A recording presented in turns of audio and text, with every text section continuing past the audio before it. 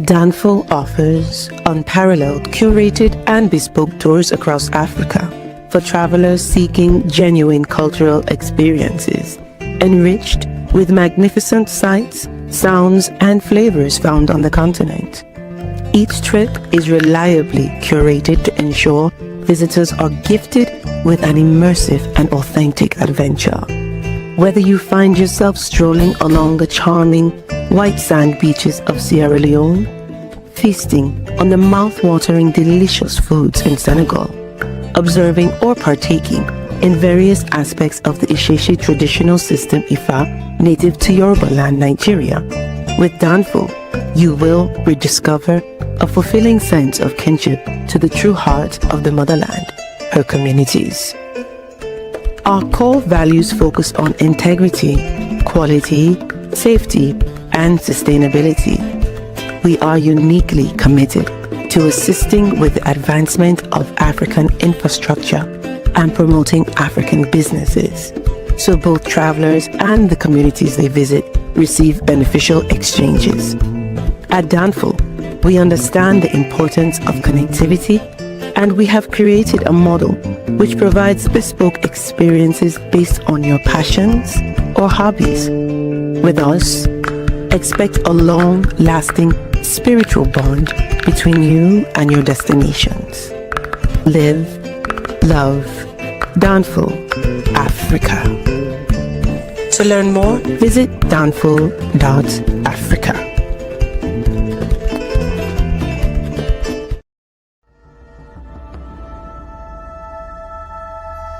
At the Okoli Law Group, we specialize in producing justice. If you or a loved one in the Atlanta metro area is facing serious criminal charges, then you need serious legal representation. The Okoli Law Group is here for you. The Okoli Law Group is here for us. The Okoli Law Group, serious legal representation.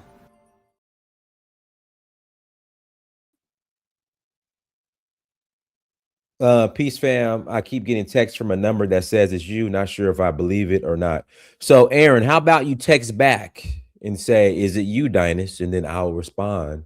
In fact, Aaron, text me right now. Text me right now. Aaron, text me right now. Excuse me. Aaron, go ahead and text me. It's a good chance that it's me. It's a high possibility that it's me. So go ahead and text now, Aaron. Aaron, go ahead and text me. Okay. Yeah, go ahead and text me. How's everyone doing this Saturday evening? Hope all is well. Again, I hope all is well. Do me a favor. Hit that like button again. Please hit that like button. Aaron. Yeah, Aaron. Aaron, I'm texting you back right now. Yes, it is me. I am live right now. Aaron, I just text you back. It's me.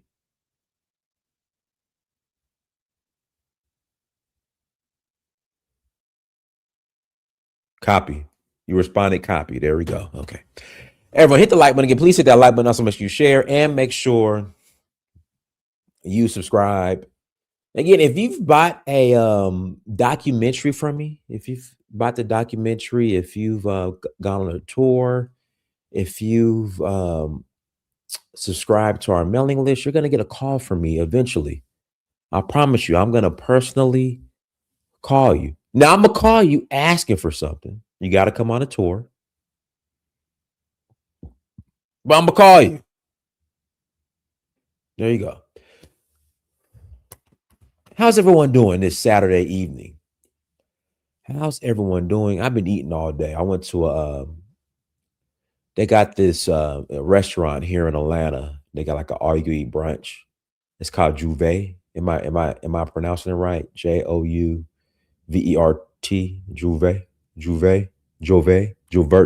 Juve. So I went there. You know, it's a Caribbean restaurant. So, and actually it has good Caribbean food.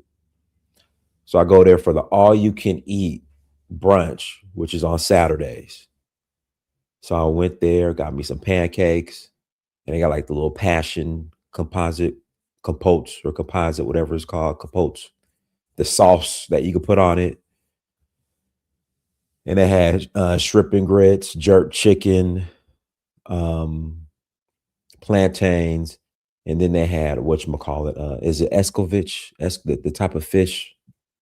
Escovitch. I can't pronounce it. But they had that, but the food is good. Again, the food is good. So I went there, I ate like 3-4 plates. And I said, you know what? That's all I'm gonna eat for the whole day, because I ate a lot. Then around 3 o'clock, I was like, I want some ribs. I don't know why. Out the blue, I was like, I want some ribs. So there's a spot down the street from my house called Backyard Barbecue. And I went there, got me some ribs, some macaroni and cheese, and some candy yams. And for some reason now, I want a burrito. I don't know why. I just want a burrito. So I might get a burrito. I don't know yet. But I might not get a burrito because my greedy ass need to sit down somewhere. But everyone, hit the like button again. Please hit that like button. Also, make sure you share. Make sure you subscribe. Got a couple of announcements. We are rolling to... yeah, I work out like tomorrow morning. I'm gonna get up. I'm gonna run like 5 miles. So I mean, I do try to stay active.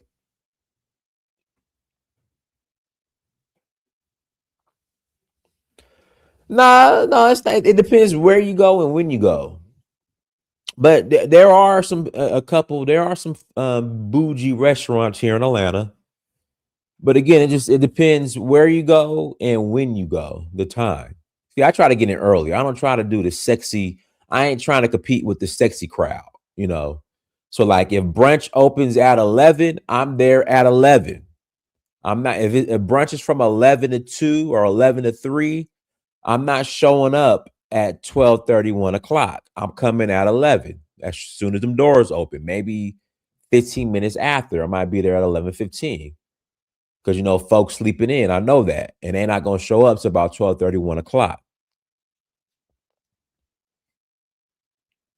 If dinner starts at 5, I'm there no later than 6. Because I already know the sexy bougie crowd is coming at 7 or 8 or 9. So that's how I operate. And I avoid all that foolishness. But I know what you're talking about, but I avoid it. I ain't trying to be seen. I ain't trying to people watch. I know restaurants. I am there to eat. When I go to a restaurant, okay?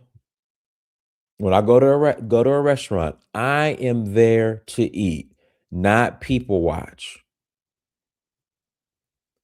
I'm there to get my food, eat, maybe have a conversation, and I'm out. I'm gone. But I'm not there to people watch. That's the problem. See, you be trying to go when the crowd is there so you could people watch and be nosy and be in folks' business. My business is to eat the food. That's the only reason why I'm there. So that's why diners don't have them problems. Again, that's why diners doesn't have those problems.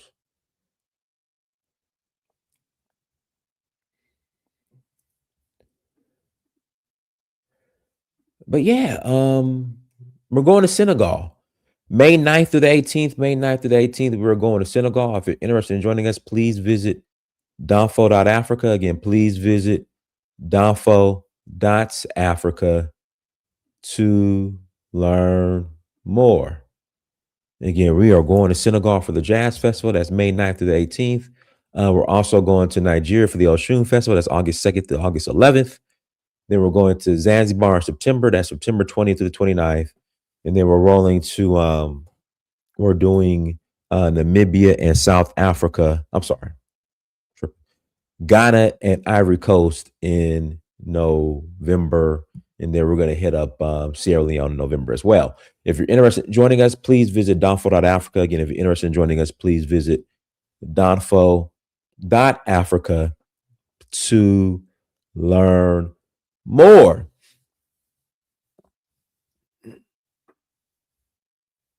Aaron, I'm about to text you.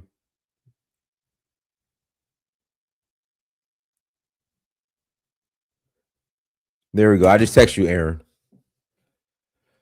But I'll put the link in the chat room here shortly. Again, I will put the link in the chat room here shortly. Let's jump to today's topic. You have certain member countries of the AES claiming that Cote d'Ivoire, Benin Republic, and France are actively trying to sabotage them.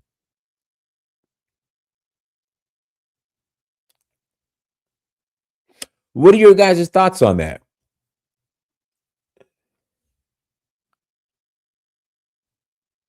Is there any truth to that? Or is it just propaganda? Let me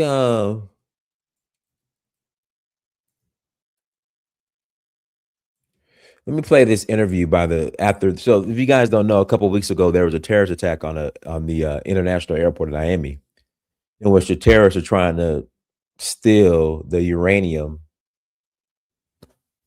that they had stored there. And sometimes I just don't think these people think this through.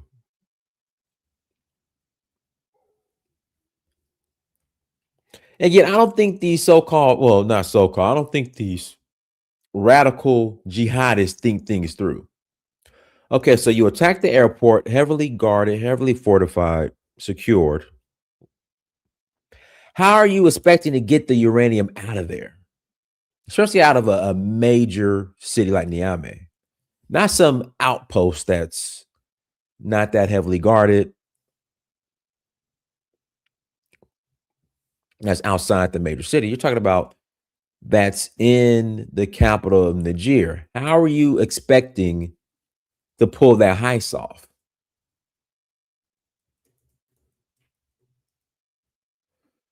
That's what I don't understand. Sometimes I think they don't make this. You can't make this up. Like, a lot of this is just poorly planned, if you ask me. So in fact, let me play this interview real quick by the president of that's the correct term.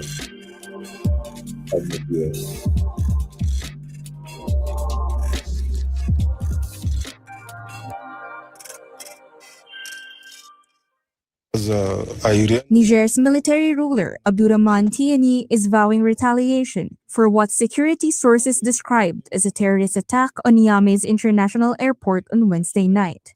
Tiani accused the leaders of France, Benin, and Ivory Coast of sponsoring the attacks. He did not offer any evidence to back the assertion. We remind the sponsors of these mercenaries, notably Emmanuel Macron, Patrice Talon, Alassane Ouattara.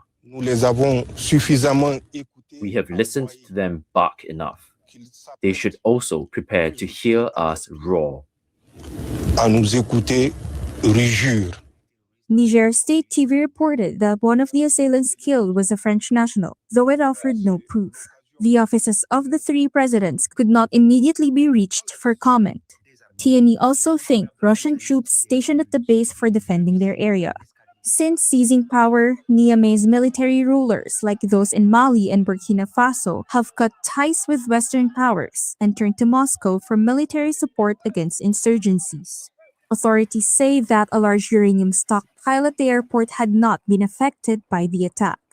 Reuters sources estimate that about 1,000 metric tons of so-called yellow cake was moved to the location last year. That is after Niger seized control of a key mine from French nuclear firm Orano. Yellow cake is a powdered form of uranium that can be processed to make fuel for nuclear production. And for bombs. Satellite imagery showed damaged buildings and facilities at the army base after the attack.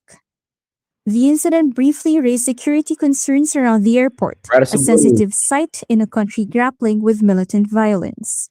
Officials said calm had returned to the city, and daily life in the capital of about 1.5 million people was largely unaffected.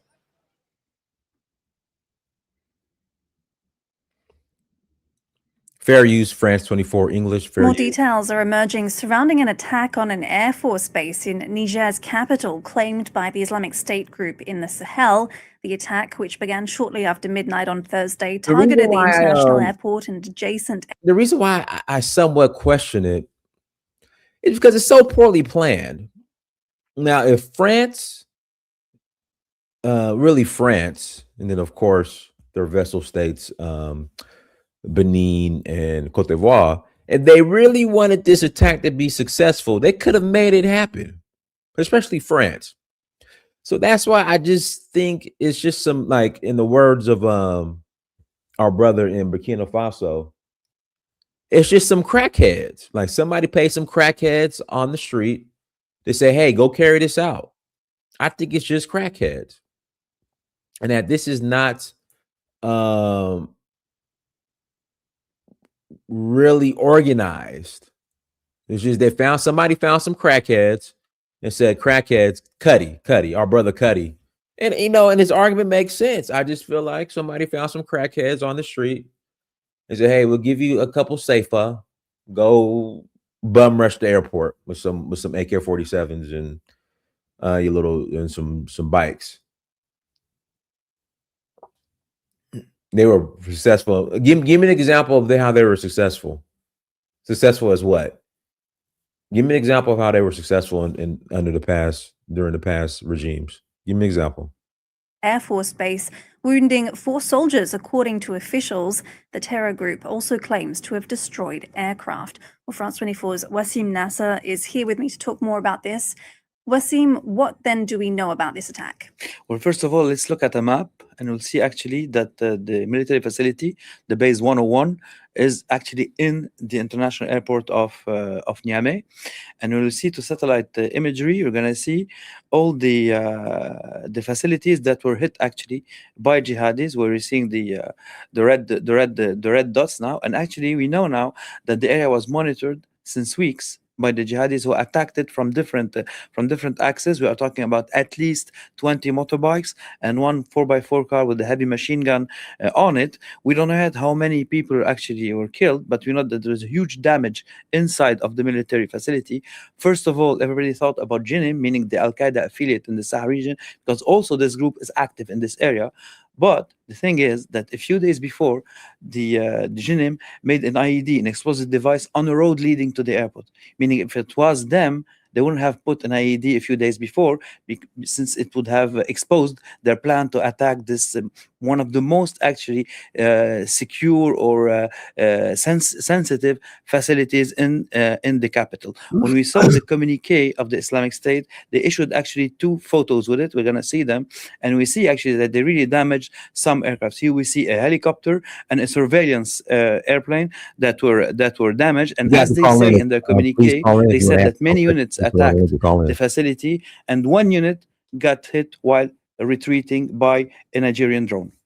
All right, so how significant is all of this, and what lessons can we draw from it? Well, actually, it's really significant because of the sensitivity of the facility, but also because we got to know that actually Russian soldiers or Russian mercenaries defended the areas where Turkish-made drones were actually stations, Aksungur drones, knowing that the TB2 drones aren't at all. This guy talking to terrorists, so JD, more in the north, but also we got to know that there's more than 300 Italian soldiers that were deployed in Niamey, and the Italian government said that they were there for training in a training program, European training program actually. But we're going to see the footage that was issued by the Islamic State, and maybe we're going to get to listen to it a little bit.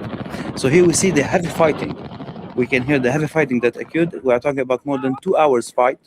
But the most interesting part in this, that we hear people speaking in Arabic, but also we hear people speaking in Hausa and in Kanuri, 2 dialects used in Nigeria, and even the accent of the Kanuri, the person speaking Kanuri, is from the Borno state in Nigeria. So this is the proof actually that a link was made between the Islamic State West Africa province and the Islamic State Sahel province. And we got to know also from our information that people who know to monitor drones and at night were actually deployed from the Lake Chad area to the Sahel area. And this shows us also that why the Americans hit North Sokoto a few weeks ago, because it was actually the area where the link is made between the two affiliates. And we know that those people who know how to monitor drones were transferred during the month of October. The month of October, the same month when a US citizen was abducted by the Islamic State in Niamey, a few blocks away from the presidential palace. All right, Wasim Nasser, thank you very much for keeping us updated. Brother Dinas. I'll go ahead, my sec. Go ahead. Yeah, I was saying that guy who you just played, his name is Wasim Nasir. He is known as a JNIM terrorist of that Thank you. group. Just to let you know, that guy that's talking. I vouch for that. He's Yes. the person that received all the videos from all the attacks that takes. The Arab guy that I was just talking. Wasim Nasir. Yes. He's the one that get all the videos, and he gets to go to all the French media to publish that against the AES. He's the one doing that, and the French 24, RFI, all the French TV medias are the one allowing him to bring all that information. Oftentimes, he get the videos before everybody else. So he knows the details of how a coup is going to terrorist attack is going to happen, when it's going to happen, how it's going to happen, how many people is going to get killed. He's the one who gets all the information. So there you have it. That's your connection with the French. And then also I want to add what my brother St. James said also too. He's the same journalist that interviewed Imam Diko, and this is what he said about Imam Diko. Imam Diko used to be in Mali. He's also a terrorist sympathizer. He said specifically that Imam Diko is the only one that can get FLA and JNIM together, have them stop their attacks. And Mali needs to come for peace talks. He said Imam Diko is the only one that could do that. But now, since the tables has turned, and since the AES has been getting ground, especially with Pharma, Imam Diko was trying to beg the Malian government to have peace talks with JNIM. But Simi Gorta said, no, it's not happening. So right now, they're nervous. But also, I wanted to also add, right, with what's going on with Ivory Coast and Benin, right? Benin is controlled with JNM in the northern border. So right now, they're going through a phase. They got 5 phases that they're going through, right? They're going through what is called a probe, a test, normalize presence, escalate, and exploit public anger. This is what happened in Niger. This is what happened in Mali. And this is what happened in Burkina Faso. That's why the situation happened with Burkina Faso 2 years back with Damiba. When he came and took back power, 97 troops died under his watch. Also under Bazoum and from Niger, 100 soldiers also died under his watch. And the same thing happened with Mali. JNIM also had control of Kidal, and they wasn't allowed to go there because France said they didn't want to cause tensions. But in reality, they were getting minerals from JNIM in Kidal, right? And if Benin and Ivory Coast, if they're not careful, what's going to happen? Those 5 things I just mentioned is going to happen exactly with Ivory Coast and Benin. And soon they're going to end up just like how what happened with Mali, Niger, and Burkina Faso. But they are indeed harboring terrorists. And also there's video of the JNIM crossing to Ivory Coast because they felt that that's a safe haven, because they are willing to negotiate with them. AES is saying that we're not going to negotiate with you. It's like either you get out of here or you're going to die. But Ivory Coast and Benin is like, no, we're going to negotiate with you. So that's what you see what's going on. And what's happening is that they're sneaking around the borders from Benin and Ivory Coast to the AES countries, and they're running back. Go ahead, say James. Thanks for having me, Dinas. And I'm glad you brought that video where we got Wasim Nasr. You know, a lot of people don't know about him. So he seems to be knowing exactly what these terrorists are about to do in the Sahel.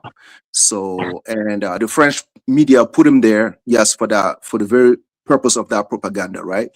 And they don't have a problem with that. There seems to be interested about what the terrorists are going to do than, you know, even hear about what AES is going to do to defend themselves. You know, it's more about the action of the terrorists than the action from our people. So, which is the connection. So, and I want to go back to when Bazoum was overthrown in Niger, right? Around that time, the president of ECOWAS was was Tinubu, right? Right. And they convened a meeting to discuss the issue in Niger, right? And from the meeting, okay, they had an idea about coming to Niger and rescuing Bazoum. That was just an idea, a plan they were working towards, right? And right after the meeting, Alassane Ouattara, who did not even have a role around that time, right? Like I told you, Tinubu was the chairman. Alassane Ouattara didn't have a role in there. The other guy from Benin, Talon, did not also have a role. They both, Ouattara did a press conference, and he said he already talked to his military to tell them to get ready, and he already had he said he had a budget for it, and no matter how long it's going to take to put Bazoum back in power, he doesn't care. He has the money for it, and he was willing to go. Right? That was Ivory Coast. Patrice Talon also joined Alassane Ouattara. He said the same thing. His country is ready to go help fight in Niger to bring Bazoum back. Those were the two countries in Francophone Africa that didn't have anything to do with, the part of ECOWAS, I agree, but the chairman was Tinubu. Tinubu never made that decision. Like, are we ready to go? These people were ready to go to Niger. So they made it clear that they're going, right? Now, okay, Niger has a problem with Benin regarding their borders, because Niger always believed that the border with Benin is not that secure, because there was a lot of French troops in that area, and Niger was a little frightening about opening the border, because they believe that once the border gets open, some of the troops stationed around that area, get attacked easily, right? They didn't trust the Benin side. Although Benin opened their side, Niger said they're not going to open their side because they don't trust Benin that much, right? So the situation is still ongoing. And my brother was right. Benin and Burkina Faso share a border, and there is a park called Park W. So instead of Benin coming to work with Burkina Faso so we can secure that area, because we believe this is the area where the terrorists used to attack Burkina Faso, instead of Benin coming to us so we can have a joint task force put in that place to help both countries, they totally left that area, the Park W area. If you listen to Chiani challenged Benin to ask the military if they have a military presence in the north. If they do, so they can make it clear they have. They don't. They did not respond to that. On our side, we know the Park W is wide open. So that's the way they are letting the terrorists penetrate Burkina Faso to attack us. And in the same video, Bazoum said there was a terrorist leader that was arrested. So he provided the information that in order for Benin not to get the attack, Benin has to pay them for that. So Benin paid half of it, and then when Talon didn't follow through, they attacked Benin. So in order for Benin to remain stable, but the guy in Benin has to continue paying them. They have all the records, all the meetings, who's going to the meeting, what's target to hit. He told them everything he knows. Same thing for Ivory Coast. He gave them information, who's taking the meeting, who's going to be hit next, and what's going to happen. In Burkina Faso, last week, our military provided a video to all the Ivorian. I hope some of the Ivorians are listening. Go watch the videos. Some of the terrorists that attacked Burkina Faso, they followed them. They crossed the border and enter Ivory Coast. And they even, if you see the way they were walking, when they crossed the border, they started walking slowly because they know our military would not cross the border to get them. So they started walking slowly, and they even turned around and fire at our military just to, in a way to say F you. And they were walking slowly towards Ivory Coast. We had 2 videos. We shown the Ivorian. Here, there you have it. This is your evidence. But I believe, right, as an African, I don't listen. Some Africans don't care about the evidence anymore. We have more evidence showing you that these countries are now playing fair. They're hosting terrorists. Most of the opposition leader in my country, they live in Ivory Coast. They were the one harboring terrorism. The same one that were attacking Mali. They live in Ivory Coast. They're being fed by Alassane Ouattara, and God knows what they're planning to do to Burkina Faso. These are evidence. I don't know what kind of evidence you want, but we know that this evidence exists. You cannot have a border and at the same time knowing that this border is being used to attack your neighbors, and you sit in your country and you be like, nah, I don't want to do business with them. I don't want nothing to do with them. So what do you mean? Like, these people come from that same border that you let wide open, but so it's fine. I don't think at this point we really need to show anybody no evidence. You see, these people are not acting in good faith, and they don't care about security and safety in West Africa. To be honest with you, they never cared. So, but we do care, right? We're going to protect our citizens. We're going to make sure we protect everybody to the best of our ability. And I would like to address a Ghanaian guy that came on your show yesterday. His name is Lewis. He lives in England. Mm-hmm. I don't know what that guy is. I don't know what his plan is. He called himself a Pan-African. I don't know. I doubt that. So he came on here and tried to break the news to you that there was an attack in Burkina Faso where some Ghanaian got killed. He's correct on that. Ghanaians, tomato trader, they came to Burkina Faso. They went to a village. It's a tough village. There's a lot of terrorist activity there. The investigation is still going on. I'm not going to say much, but personally, I'm telling you, this is not the first time a terrorist attack has taken place in that area. Burkinabés have been killed there. So at this time, it doesn't have anything to do with nationality, right? I feel sad for what happened, but Lewis is not a Pan-African, right? He comes from a group of people that don't care about other people in West Africa. They don't care. They want your money. They want whatever that they can get. They want to lure you towards them so they can use you. They're not Pan-African. They don't care about Burkina Faso like that. They don't care. They're just going to come on here and talk about military regime or all that BS. But we can see through in their own actions. They're not Pan-African. If they were Pan-Africans, they would be asking us, what can we do to help you? They don't talk like that. You see what I'm saying? They sit from afar just to criticize people in their struggle. Those kind of brothers, we don't need them. We never would need these people, right? Because these are the kind of people that will come on your channel and talk about Pan-Africanism. Whereas in Africa, between us, there's no love. So let's cut the BS, man. Let's cut the hypocrisy. You know what I'm saying? There was another one that called Nana Kwaku or Nana Kudu. Is another Ghanaian doing shows talking about the AES. Same clan, same clique. They don't like Africans. They just love themselves too much and their proximity with Massa. When they see another African trying to stand up, they get scared. They want to bring all kind of excuses why they don't want to rock with you, knowing deep down that what we are doing in the Sahel, is way more important than what they got going on.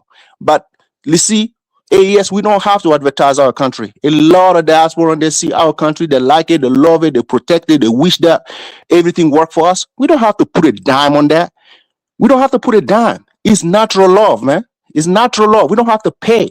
You see what I'm saying? And we did not force people to love us. You see what I'm saying? When the love is real, people will act on it. Thank you. Oh, Brother Dynasty, too. I also wanted to add to that recent attack in Niger. If you notice, they was able to eliminate the threat within 20 minutes. Now, if you study all the terrorist attacks in Africa from Kenya, they had Russian forces on the ground. No. But the thing is that it wasn't that many, maybe just two. The majority was the AES forces. They went and they neutralized the threat within 20 minutes. I'm just saying, if you study those attacks from before, usually it takes days and hours. They did that within 20 minutes, which is impeccable, which is very unheard of on military standards. Just, FYI. Okay. Let me go ahead, Elvis. All right. Thank you, Dynasty, and hello to the panel and the chat. Hey, guys, hit the like button again. Please hit that like button. If you're in the chat room, that's your price for admission. Hit the like button. Or go ahead, Elvis. All right. Look, I think, St. James and other gentlemen that spoke, I think they're right. And so a point I want to make here is about alliances, right? So I'll put Niger in the spotlight. When it comes to Boko Haram, one of the issues that even Goodluck Jonathan and maybe even Buhari had with Boko Haram is that they'll flee, from Borno State and they go over to to Niger, cross that border, or even sometimes they go all the way up to Chad, and nobody can touch them because having your military cross over international borders, that's almost like an act of war.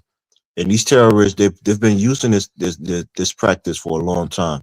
So whenever a government in power in like a country like Niger is not in favor or not in good, grace with the other country like Nigeria at the time, they use that to their advantage. And Niger was complacent in kind of fostering Boko Haram when Nigerians was trying to chase them out of Borno. They'll go into Niger and they get safe haven in that country. And and nobody could touch them because they was over the border. So I think they're using the same tactics perhaps in the Ivory Coast. And since the relationship between Ouattara and maybe the AES is not the greatest, they're using that to their advantage.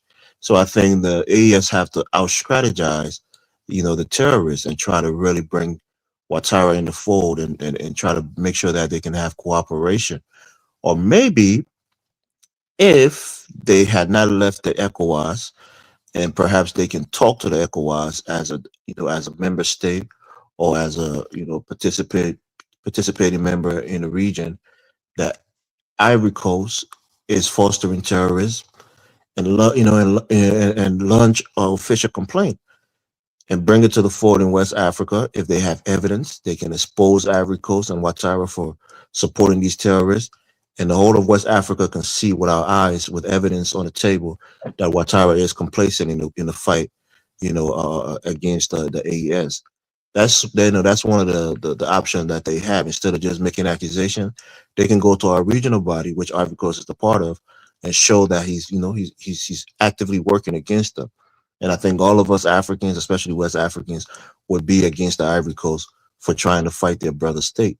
We're no longer part of ECOWAS, and for the time being, we are suspended from the African Union. So Amali brought a case against the French, which involved Ivory Coast at the United States nation, and French blocked that. So the evidence is ready. We are only waiting for the United Nations to take on the environment. And also they have the AES force with 6,000 troops, and ECOWAS has been working on their joint force since 1999 and didn't do nothing. So Right. it's irrelevant. Right. So my point that I'm making is, and you guys are making that point for me actually, that these three states chose to be isolationists. They left the larger body, they left even the continental body, and they're now on their own. And you have one second, please. No. I'm going to let you speak. But when you say we are isolated, so if it's because of the coup, you get suspended from the body. So we did not isolate ourselves. This is a coup, and after we see what happened with ECOWAS under Tinubu's leadership. He lost. We funded ECOWAS, right? The three countries we funded that, and you guys came later. Military people funded ECOWAS. You understand? So we did not choose to live. Yes, I hear you, brother. Let me just finish. So isolated, yes. I hear you, right? So if you have the evidence, right? You have YouTube. We see Traore. We see all of the great things that he's doing on YouTube. These guys are they're connected. They can come and present those evidence to the entire world. Where? Which media? On YouTube, on a platform like YouTube, brother, right? They have presented guys, why are you guys arguing with me? Let me just make my point. No, it's not an argument. It's like you saying something. I hear you, bro. It's fine. Let me speak. I'm not arguing with you. Please, I'm just giving my opinion. No, you arguing. You were the one arguing. So they have the medium in which they can expose these, alleged proxies for France, Ivory Coast, Benin, and so forth. They can expose these guys with clear evidence. So I want to see it. I know St. James and other people here believe that the evidence is there. I haven't seen it. Perhaps they've seen it. So I want to see the evidence. I think Dynas would like to see it, clear evidence, so that we can hold on, so that we can turn our anger against a country like Ivory Coast and Benin that they're working against the AES. Until I see that, it's all interjection and insinuations. But brother Elvis, man, say, let me do this. Let me pass it. We got other people on the panel ready. Let me pass it to Ngolo. Then we'll circle back. I was going to tell him about the sources to get the thing. AST. Let's go ahead and Ngolo. First of all, good morning. Good afternoon to everybody. Thank you for the platform.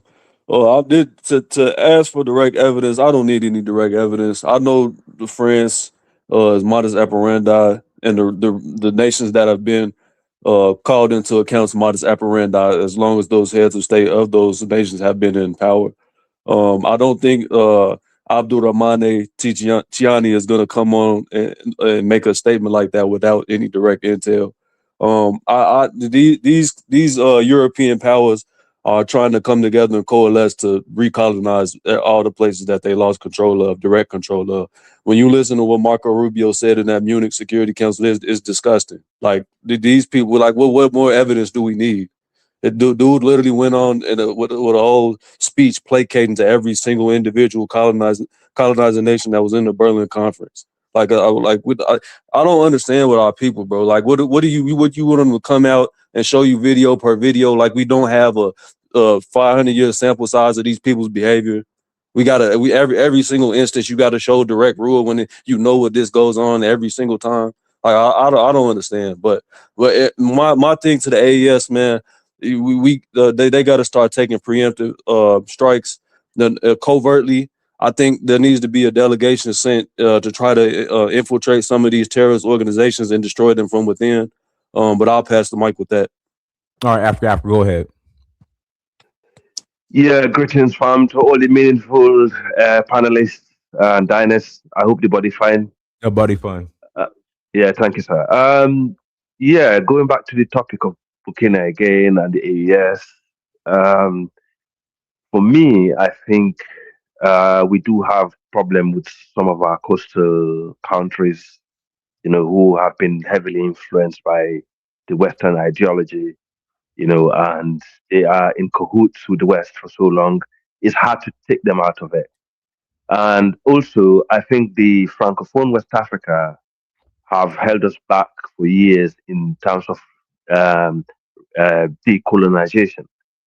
Sometimes when I listen and I read, how the French managed to get into the Francophone West Africa and the things that they managed to get away with. I mean, the British are bad, back in the days, and they still are in different ways. But, oh God, how did they manage to accept this all this time? Like for so long, how did they manage to accept the French treating them so ill and ill-treated, to be so ill-treated by the French?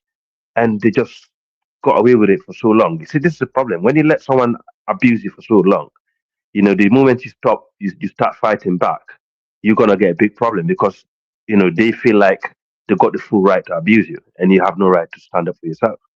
And this is what the AES is facing at the moment, and the entire Francophone. I believe Senegal also possibly want to liberate themselves, but they probably can't do it because they got their tentacles, and also Ivory Coast.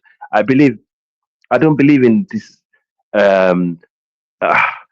I have to say, I don't believe that other African. I don't want to believe that's the right word. Okay, I don't want to believe other African countries like Senegal, Ivory Coast, and Benin would like to see the downfall of their own brothers when they know, these guys have been fighting so hard to gain their independence from these people.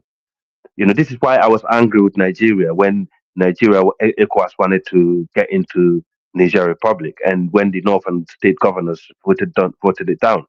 Because I think these guys, Niger Republic is a very poor country. It's been like abused by French for so long. They've been taking the uranium for so long and cheap. Okay, you take an Italian prime minister, the current prime minister of Italy, to actually, go after, or go after the French online. I don't know if you probably saw the recent spat between Macron and the woman Maloney. It's just interesting how they're fighting each other now. But she actually highlighted that because of the migrant crossing from the Sahel to Italy. She's saying, how dare you guys been treating this poor nation for so long, abusing them, taking all their resources. And then when they come to our country as a refugee, then, I don't know. I don't think Ivory Coast, I don't want to believe that Ivory Coast Benin hates, the AES. Maybe what I advise the AES leaders, what they should do. I think because I'm working to more of the solution. We've been coming here every day talking about the problems. They should actually work with some of the opposition leaders within these coastal countries, okay, and find a way to infiltrate this government because they're democratic. Okay, they're easy to get toppled down. So if, for example, Ivory Coast is actually working against the AES should work together as a unit to counter that narrative in Ivory Coast and work with the opposition in Ivory Coast, or maybe work with people who are aligned with them against the current leadership in Ivory Coast or in Benin for that matter. Because Benin is a small country, and I think it was a big mistake for them to let Nigeria fly over the Benin airspace and do what they do. They should have supported Benin, from the get-go after that coup was successful. And also, I heard that something that's really worrying that the place called Benin, there is a French billionaire who have bought most of the critical areas and infrastructure in Benin that would be useful to the AES anyway. So, and Nigeria, please let's not go there. Tinubu, he's a descendant of a slave master. I just found that out recently. That doesn't surprise me.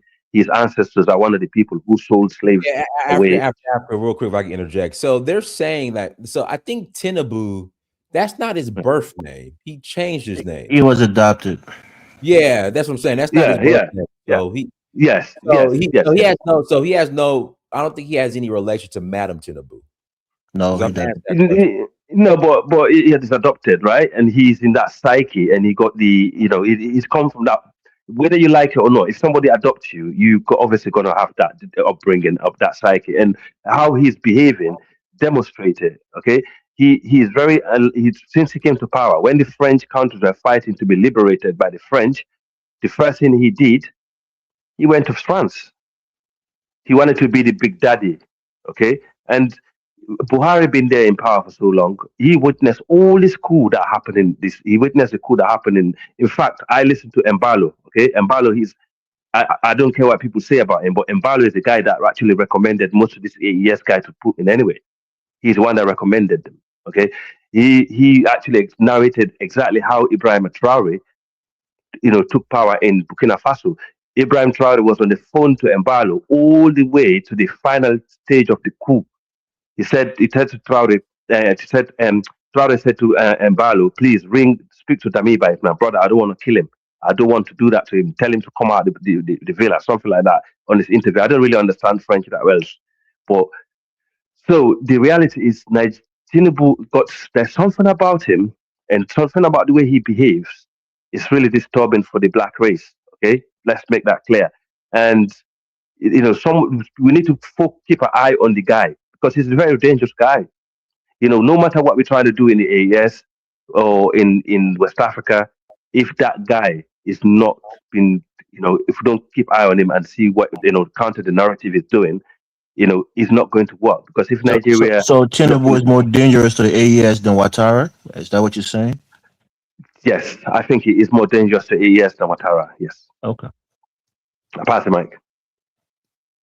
All right, go ahead, man. Whatever information you want to share, you go ahead and share it. Yeah, I was just saying that because Brother Elvis was saying that where's the resources of the sources of either IB, Assimi Goita, Tiani speaking about this. I put it in the back chat. It's ASTV or RTM, Burkina 24, Burkina Faso Express, and Alpha 1 Kasiba. They have pictures, they have video, they have the interviews, but most of it is in French. But if you want it in English, you can go True Mamali or you can go to Andre TV. They have it in English. What is it showing us? Is it showing us the attack or that France is directly involved? They're showing you attacks.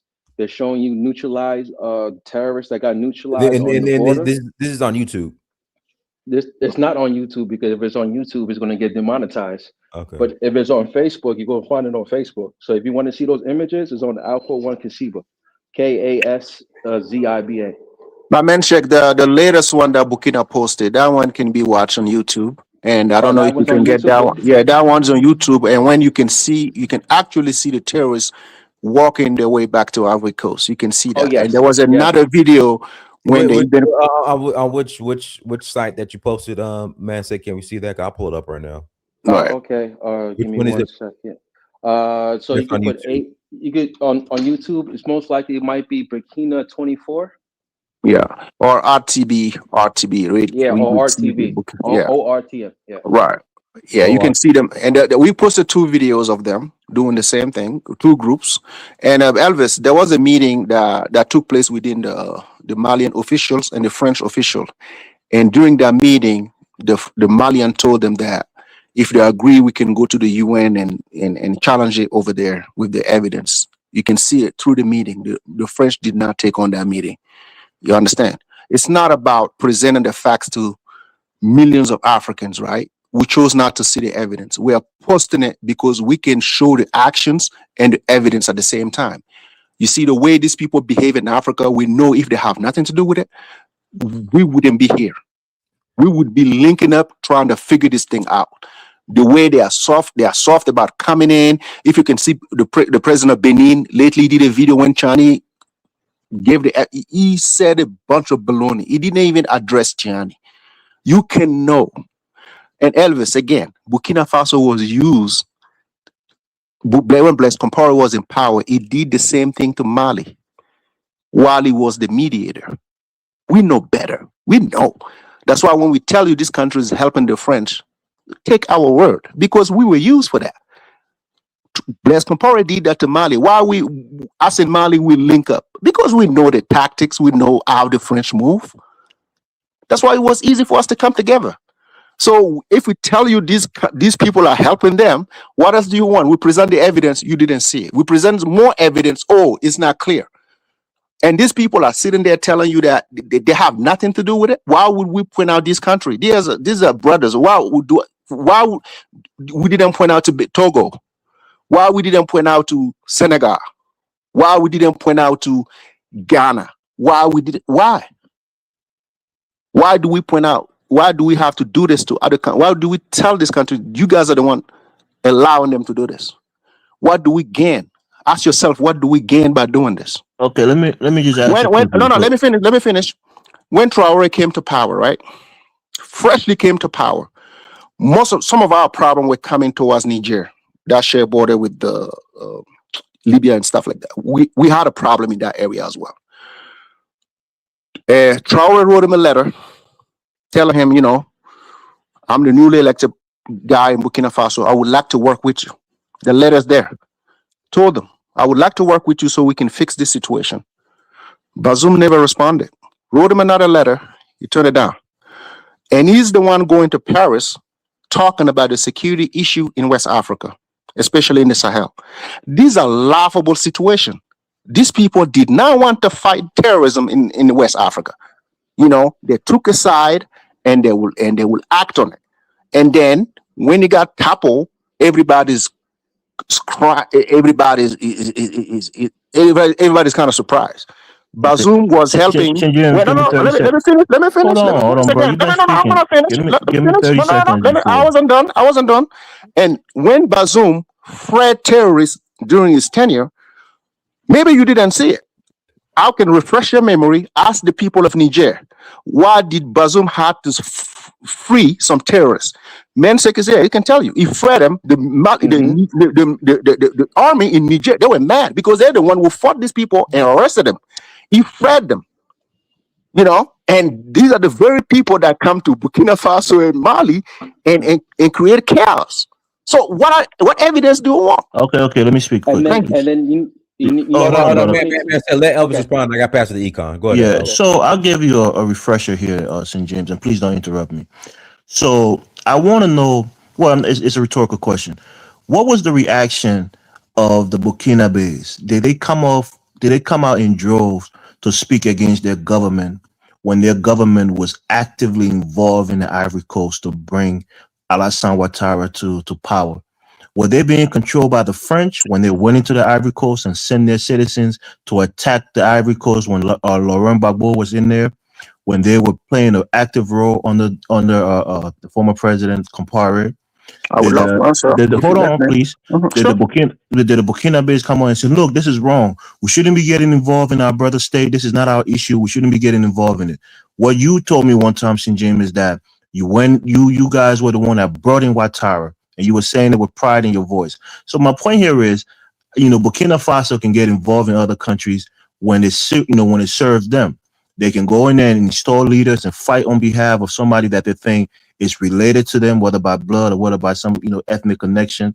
And they were actively trying to bring, Ouattara into the Ivory Coast. The military was helping, through Compaoré. Now that he's not on your side, quote unquote, he has a different interest than your country. Now you want everybody to turn against the Ivory Coast. But previously, you guys had helped to bring the same guy in power, and now he's turned against you. You want me to answer the question? I can answer. When the situation in Ivory Coast started, it has nothing to do with Burkina Faso. When the first president of Ivory Coast died in '94, and there was a power struggle between Alassane Ouattara and somebody called Henri Konan Bédié. The Burkinabe had nothing to do with that. And when that situation prevailed, Bédié became the president. He brought Ivority, meaning if you want to run for president, you have to be an Ivorian, and your father and mother have to be Ivorian. Based on what people said, this law was intended for Ouattara, because Ouattara, as everybody know, he was born in Burkina Faso, raised in Burkina Faso, got his high school diploma in Burkina Faso, and came to the US. The law was intended for Ouattara not to run. So Elvis, that was an Ivorian problem, not a Burkinabe problem. Alassane Ouattara traveled to when they told him that he couldn't be president, he couldn't even be a candidate, he left Ivory Coast. A rebellion was created by Ivorian, not Burkinabe. Ivorian themselves, not Burkinabe. I repeat it, Ivorian themselves, not Burkinabe.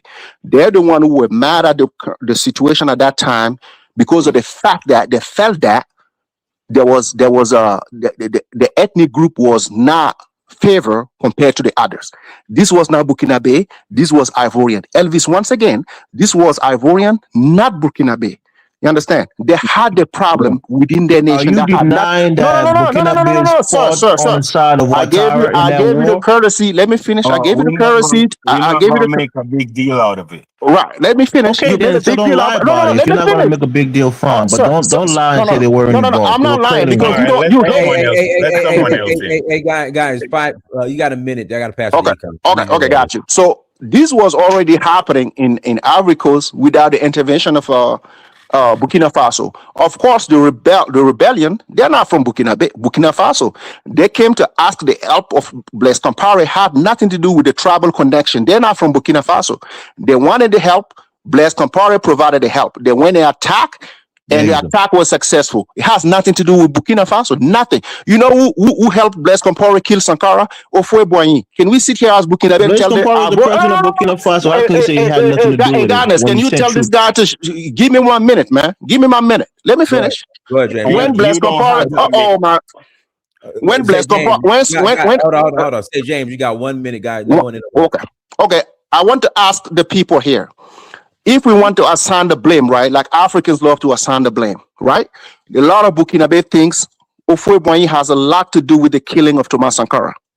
That was back in '87, before Burkina started doing something in Ivory Coast. In '87, most Burkinabe believe Houphouët-Boigny had something to do with the killing of Thomas Sankara. So we should have been more mad at Ivory Coast than they're mad at us, right? Because they killed a charismatic leader, but we're not fooled. We don't blame the Ivorian. We blame the politics of that time. So we are not hateful people, Elvis. You understand? So exactly what happened in Ivory Coast, it was a power struggle. The French wanted Alassane Ouattara, and they used the peon to do it. Has nothing to do with the people of Burkina Faso. You understand? Get your facts right and make sure that don't happen again. Don't lie on our people. Thank you. All right, go ahead, Econ. Also, too, real quick. Hey, guys, links in the chat room if you want to call and add to the conversation. Call in and add to the conversation. Also, the ladies who are in the chat. If you want to call in, please call in. You know, the ladies who are in the chat. You know, women, if you want to add your opinion, this platform's for everybody. You're more than welcome to call in. All right, go ahead, Econ. Can you all hear me? Yes. Respect Dinus for the platform. I'm surprised that I am surprised that ECOWAS. I did not know ECOWAS was a terrorist community. In terms of a terrorist structured system. I do know they what you'd call They shake down people at the border, which I never liked. I thought that is terrorism. Anyway, the three Sahel states before Assimi Goita, Mali was a terrorist state. I mean, they over here in the West, we all feared Mali. You feel me? But Burkina Faso, before Ibrahim Traore, it was a terrorist state. Especially Niger, before Abdurrahman Chiani. That place, that I over here would be. I was like, God damn, no one can go through Niger. You feel me? So I'm so glad these leaders took over these countries, because these countries are now safe haven for truth tellers. You feel me? It's a safe haven. Anybody that's really telling the truth can escape from ECOWAS to those countries. You feel me? Anyway, um, when it comes to, I don't like how the Liberian guy likes to generalize things, and he don't like to be generalized. You feel me? The politics is killing the good presidents. That's who you should blame, not the people. You feel me? I don't think all the people was terrorists in these countries. They were vassal states. They were states controlled by France, and terrorism was how France wanted to maintain their power. You know about the Paris Agreement. I wonder, why is it called the Paris Agreement? Because it's a hoax. A lot of people don't understand that whatever law the Europeans make is for Africans. It's mostly for Africans, whatever law. So when you see them come up in the 90s about climate change and all of that, it's because Africa was breaking free. They already know there is a lot of oil in Africa. They already know that. They kept Nigeria poor. They even robbed their oil because Nigerians are too black to get rich. That's why they kept Nigeria poor, knowing that Nigeria have oil, but everywhere have oil in Africa. They know that. So why is it now we all just discovering oil? Namibia just discovered. They knew. But because this fossil fuel is going to make us efficient and bring us through and give us our own industrial revolution, they want to stop it, and they know what they're doing. That's why they went to electric. But they did not know that Africa could do a leapfrog if they were talking about what you call green energy. Africa can actually do a leapfrog in it, because Mali control lithium. You feel me? Almost the largest stock of lithium in the world is in Mali. You feel me? So if Africa get a hold of everything, Africa can drive cars without gas, make electricity without gas, all that. And they don't like that. And that's why Donald Trump is like, listen, we not doing this climate change thing. You all it's a hoax. He said it. It's fake. Because we know it's fake. They're trying to block out the sun themselves. They are the ones who is causing things. No man can destroy the earth. They got just destroy themselves. So my problem is we not understanding that this climate change is a hoax, and it was made to stop Africa from using oil. That's why South Africa went in a electricity problem 3 years ago. You feel me? Because they wanted South Africa to get poor. It's a form of sanctioning. You feel me? So That's what's going on, and they know that they can't really stop using oil. They were using oil secretly. You feel me? It's Ukraine that bombed the Nord Stream oil thing. So they were still, and they still need oil. You feel me? So that's my thing, and I'm glad the Sahel is so strong. I wish they get stronger, but I wish they go on the offensive. You feel me? I think they need to target the Parliament of Benin and goddamn Cote d'Ivoire. Aircon fire is going to happen. The next phase is coming up. Okay, guys, let me Guys, respond, hold please. on. Let me, guys, hit the like button. If you have not hit that like button, please hit that like button. That's your price of admission. And also, too, if you want to call in, click on the link. You're more than welcome to call in, click on the link. Brother Dinas. Donis, can we keep the rotation? It's been But going one more well. thing. Well, But one more thing. hold on. Let me pass it to Mansake, because you were kind of, go ahead, Mansake, and I'll pass it No, to I you. was going to say too. You know what's very interesting too? I'm gonna tell you 4 things. I'm gonna tell you one thing. What Demiba, Bazoum, Watara, and Talon all said. You know what they all said? They all said that they don't need no military equipment because all their military. Hear this. All their military are not capable of defending themselves. And you got to ask yourself, where did they get that notion? France. France told them to say that. I just thought that was very interesting for a sovereign Yes. country to tell their own people that they're incapable of defending themselves, which is France ridiculous. already have plans to sell the Sahel military armory. They already have plans. Yeah, Go it's ahead, true. sir. No, I was just saying that pretty much what they're seeing is France is involved, and I just think it's a coincidence how France gets into Ghana, and then all of a sudden this attack happens on Ghanaians. I mean, that's not a coincidence. It's like everywhere they go, these attacks happen, and then the thing with Niger, France was crying about the uranium, and then a couple of days later or a week later, they get attacked. Not a coincidence, man. Think But about look it. at this. Look at this also. There's a dude that come out in Ghana. He's from the north, right? And he's from the opposite party. And he come out and saying that it is because the president Mahama invited Captain Traore to come to his inauguration. You feel me? Now, when someone says something like that, I think he should be targeted and put down because he's from the north. He's also a terrorist. He's also a terrorist sympathizer, and they all know what's going on. All ECOWAS knew what's going on in the Sahel. Most of them were briefed about. That's why they don't want terrorism to stop because listen.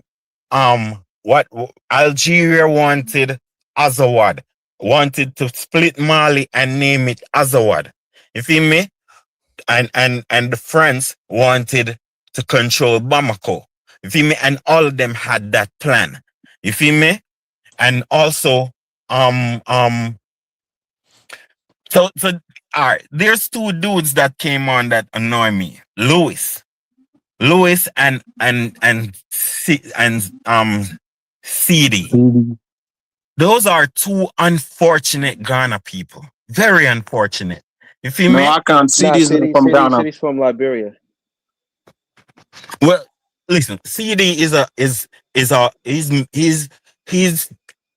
he's contemplating between being a terrorist and a regular guy. You feel me? Oh boy, Seriously. Yeah, but You feel me? that's a salacious statement. You know what I think it is? I think what it is that That's because not fair on him. He's not here to defend himself. no, Let's I not was speak Yeah, about saying that. people. Hold on, I was but saying also, that. but Hold on, I was saying that what I think yeah, it is too with those Ghanaians too, especially the older ones, because they went through the under Jerry Rawlings, and that's because of what happened before, and because he was isolated, just like how Ahmed Sekou Touré was also isolated. They don't want to go through that, and I guess they have a lot of fear, But and no, no, let me ask you a question. That's true. That's no. true. He's right. He's right. no, Before I'm you telling go, you, no, right? listen, Before but you add listen, it to no, your, okay, let me add this for you to expound on it. I would like for them to name me a country that has an embassy in their country and they don't have an embassy in the AES? I want them to name one. They said we isolated ourselves. I would like for them to name that country. No, They that's don't not have. what he's talking about. No. That's not for you, Icon Fire. This was somebody Yeah, who but made that that's statement. No. Hold on. Who made that statement? That when AES did the statement that was made? Elvis. That was What? Elvis. They say we isolated ourselves, right? And it's a bigger conversation that some Africans have, that the AES isolated themselves. When in fact you can see videos of most of these countries coming to us to No, man. for Hold on. St. James. Hold on. Listen, let me finish. So we are open for business, good business, right? Anybody can But come we're to the not AES. talking about that, man. That's Okay. not what But he I was can fire. talking about. So can you allow people to finish, man? But Please. that's not what he's talking about. You carrying away the conversation, dude. Okay, please go ahead, man. Show yourself, man. Go ahead. Yeah, we're talking about Ghana All right, go, man, and show yourself. some Just show people. yourself. Show yourself, please. Calm down, man. I'm on your side. I'm on this. No, what does that mean? If you're on my side, you let me finish. What are you talking about? Extend me Show that self. What are you courtesy talking to about? extend me the courtesy to finish my statement, whether you like it or not. At least you can allow me to finish. Yeah, but you are wrong It about doesn't whatever matter. you're It talking doesn't about. matter. It's the more people listening, not only you. All right, fine. Okay. No, I'm done. Just go. Because the Okay, man let me says something about let me come here, isolation. please. Let me come here, The please. man I've been says waiting. something about isolation, and you talking about Burkina Hey, Faso. I can't. He's talking about Ghana. We'll let Elvis explain himself. Go ahead, Elvis. Right. So the point I was making, and I want people to understand the broader point that I was trying to make, is that people have interests, whether it's your leader who represent your country. So you look at Blaise Compaoré, who is sitting in Ivory Coast right now, seeking refuge under Ouattara. He took a bold step, a step that he was going to get involved in that conflict. I'm sure there was some Ivorians who were saying, don't get involved, this is our country issue. And that president took that action. And the outcome was Ouattara was installed into office. Now, many Ivorians who are, in opposition to Ouattara is complaining that he's a dictator now. He's, staying in power pretty much for life. He's not holding fair, free elections to transition. So they feel like, Burkina Faso was complacent in bringing this guy on their heads and imposing him on the Ivorian people. So now on the flip side, you have, hold on. You don't know history, Elvis. Hold on. That's why we can't allow you to lie. You guys can't interrupt me. You're lying, though. Allow me to speak, Yeah, please. but you keep on lying. On the flip side, 1 second, please. Blaise Compaoré didn't do it on his own. So stop talking about him as if he did it on his own. Yeah, fine. That is, I don't want to be rude. No. You cut people. That's your MO, Elvis. Don't act like you're a victim. You told me no. Don't act like you're a victim. You cut me when I was talking. So don't act like you're a victim. I'll let you finish. No. You cut me off. You cut me off. Fine. Let me make my point. So. Tell me who brought Alassane Ouattara to Ivory Coast, please. Hold on, please. Just let the people know who brought him to Ivory Coast. Please, let me finish. On the flip side, France. You have, the AES, who now wants other people to collaborate with them because it's in their interest. Like who? No, they don't. One second. We're not calling your country. We're not calling Liberia for anything. Guys, what are you guys so butthurt about? I'm not even saying anything. No, you're the one butthurt. You trying to throw anything. You're trying to throw anything at us. Let me speak. This is so intolerable that you guys can let people speak. And they don't need nobody. They don't need nobody. We don't need Liberia. We don't need Liberia. Okay, fine. I hear you, right? So if you don't need anybody, why come and complain about Ouattara? Let him do what he's doing. You're not from Ivory Coast. Hold on. You're not from Ivory Coast, Elvis. He has the interest. But we're not. You're not from Ivory Coast. Guys, I hear you, right? All right, you're right. You're not from there, so we're not talking to you. Yeah. They want to take that We're listening to the conversation, right? That's what they're doing. If you come online and you whine that, no, you the one. When you look at the net, look at the title. Look at the title. Liberia is not listed there. It's not listed there. You the one No, who he came to us. defending his little troopy. Right. Yeah, He's defending his Your, little the name of we your troopy and country is Africans, not right? listed. any The goddamn name of your diplomat. country is not If listed Daniels there. makes a show about Africa and we come here and we try to That's fine. pontificate on So the you subject, invited yourself to we do Daniels, our have can a you give free. some I, control, I man? mean, Let them try to. I mean, you guys are just being so. Daniels, can you Nah. intervene so these guys can? Hold on, one mic, one mic. Don't interrupt Elvis. Elvis, you got 45 seconds. I got to pass it to CD. All right, thank you, Daniels. Look, I'm just saying, what's good for the goose is good for the gander. When Campari was there, who represented Burkina Faso, he got heavily involved in that war. When he was ousted, he went and sought refuge with Ouattara, who he helped bring into power.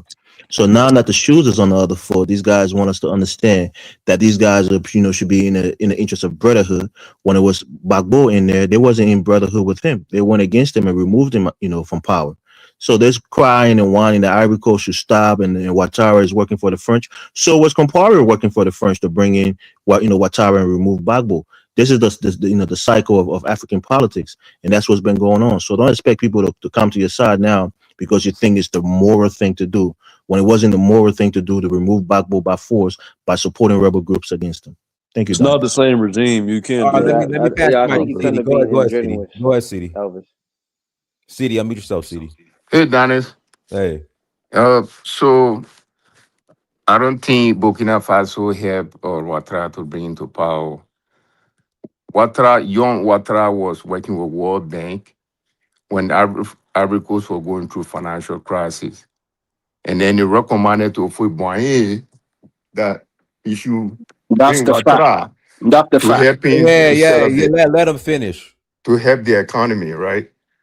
So that's why they call Ivory Coast a Plan Ouattara. So when he came, he cut down the expenditure, a lot of government expenses that was going on, right? So he was there as a prime minister, and then Ofoyi spiritual son, who was this guy, what's his name? Campari.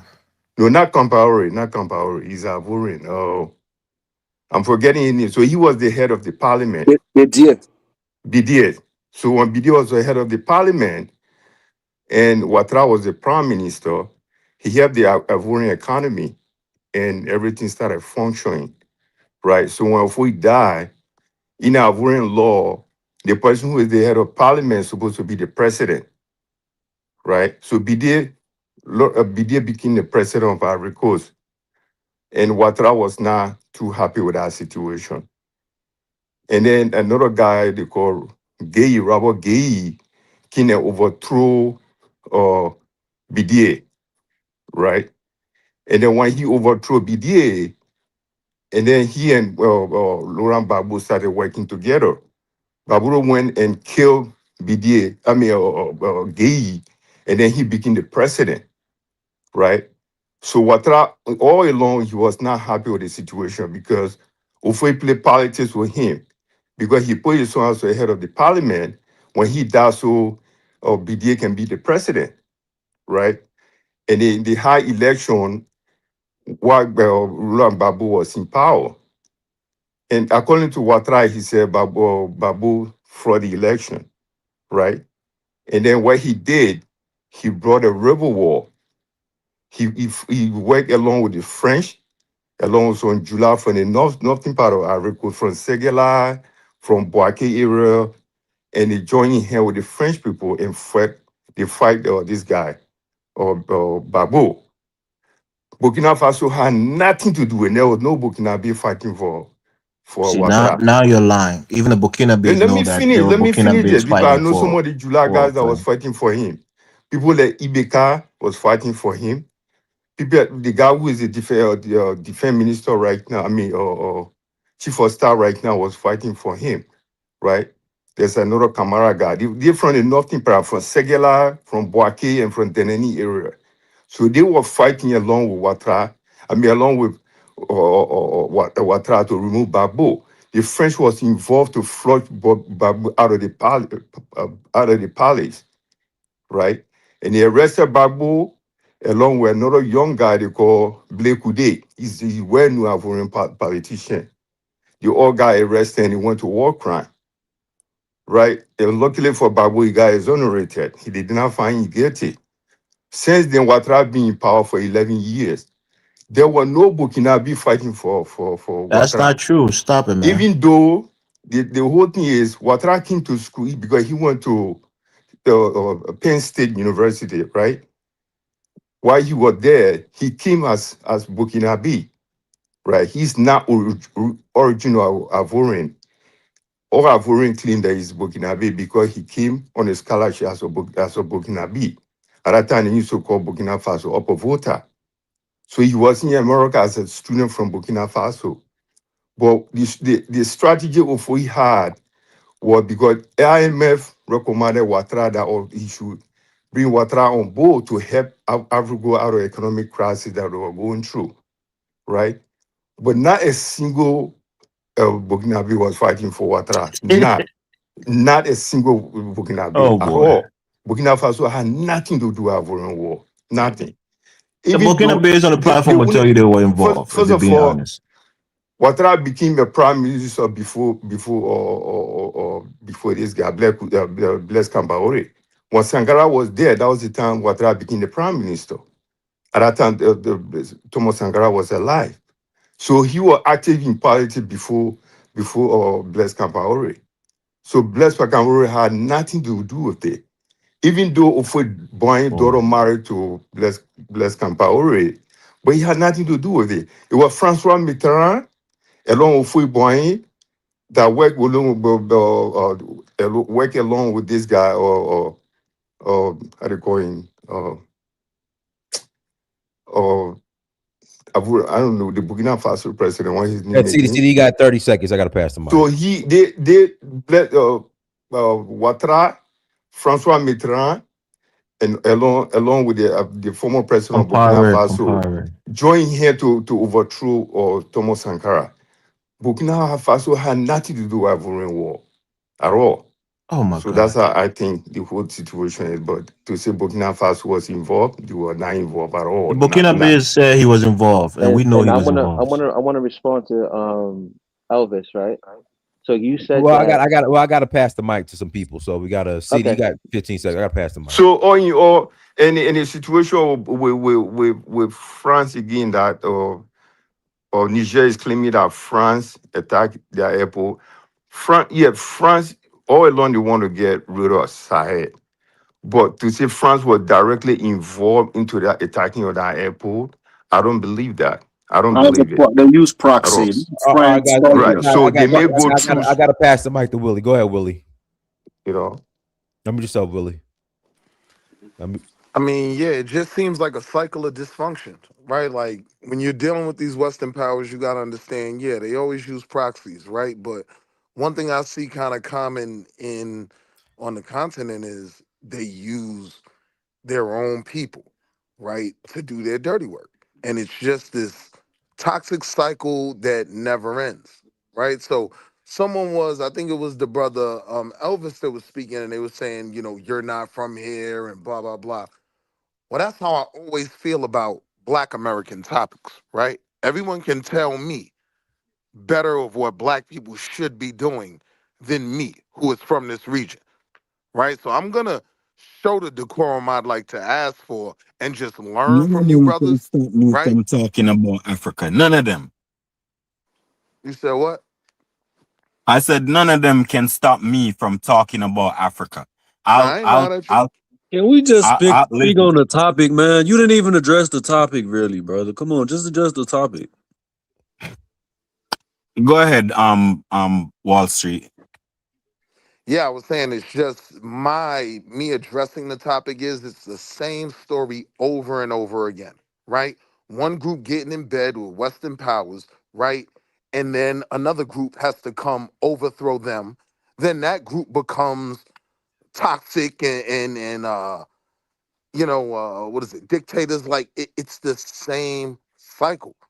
And for me, the root of it, as I'm Googling these terms and these different people, as y'all are talking, it's all rooted in the tribalism. That seems to be the heart of it all, why there can be no unity and why France, America, Western powers are able to play these nations out over and over Again, It's not tribalism. Yeah, it's not It's tribe, not. brother.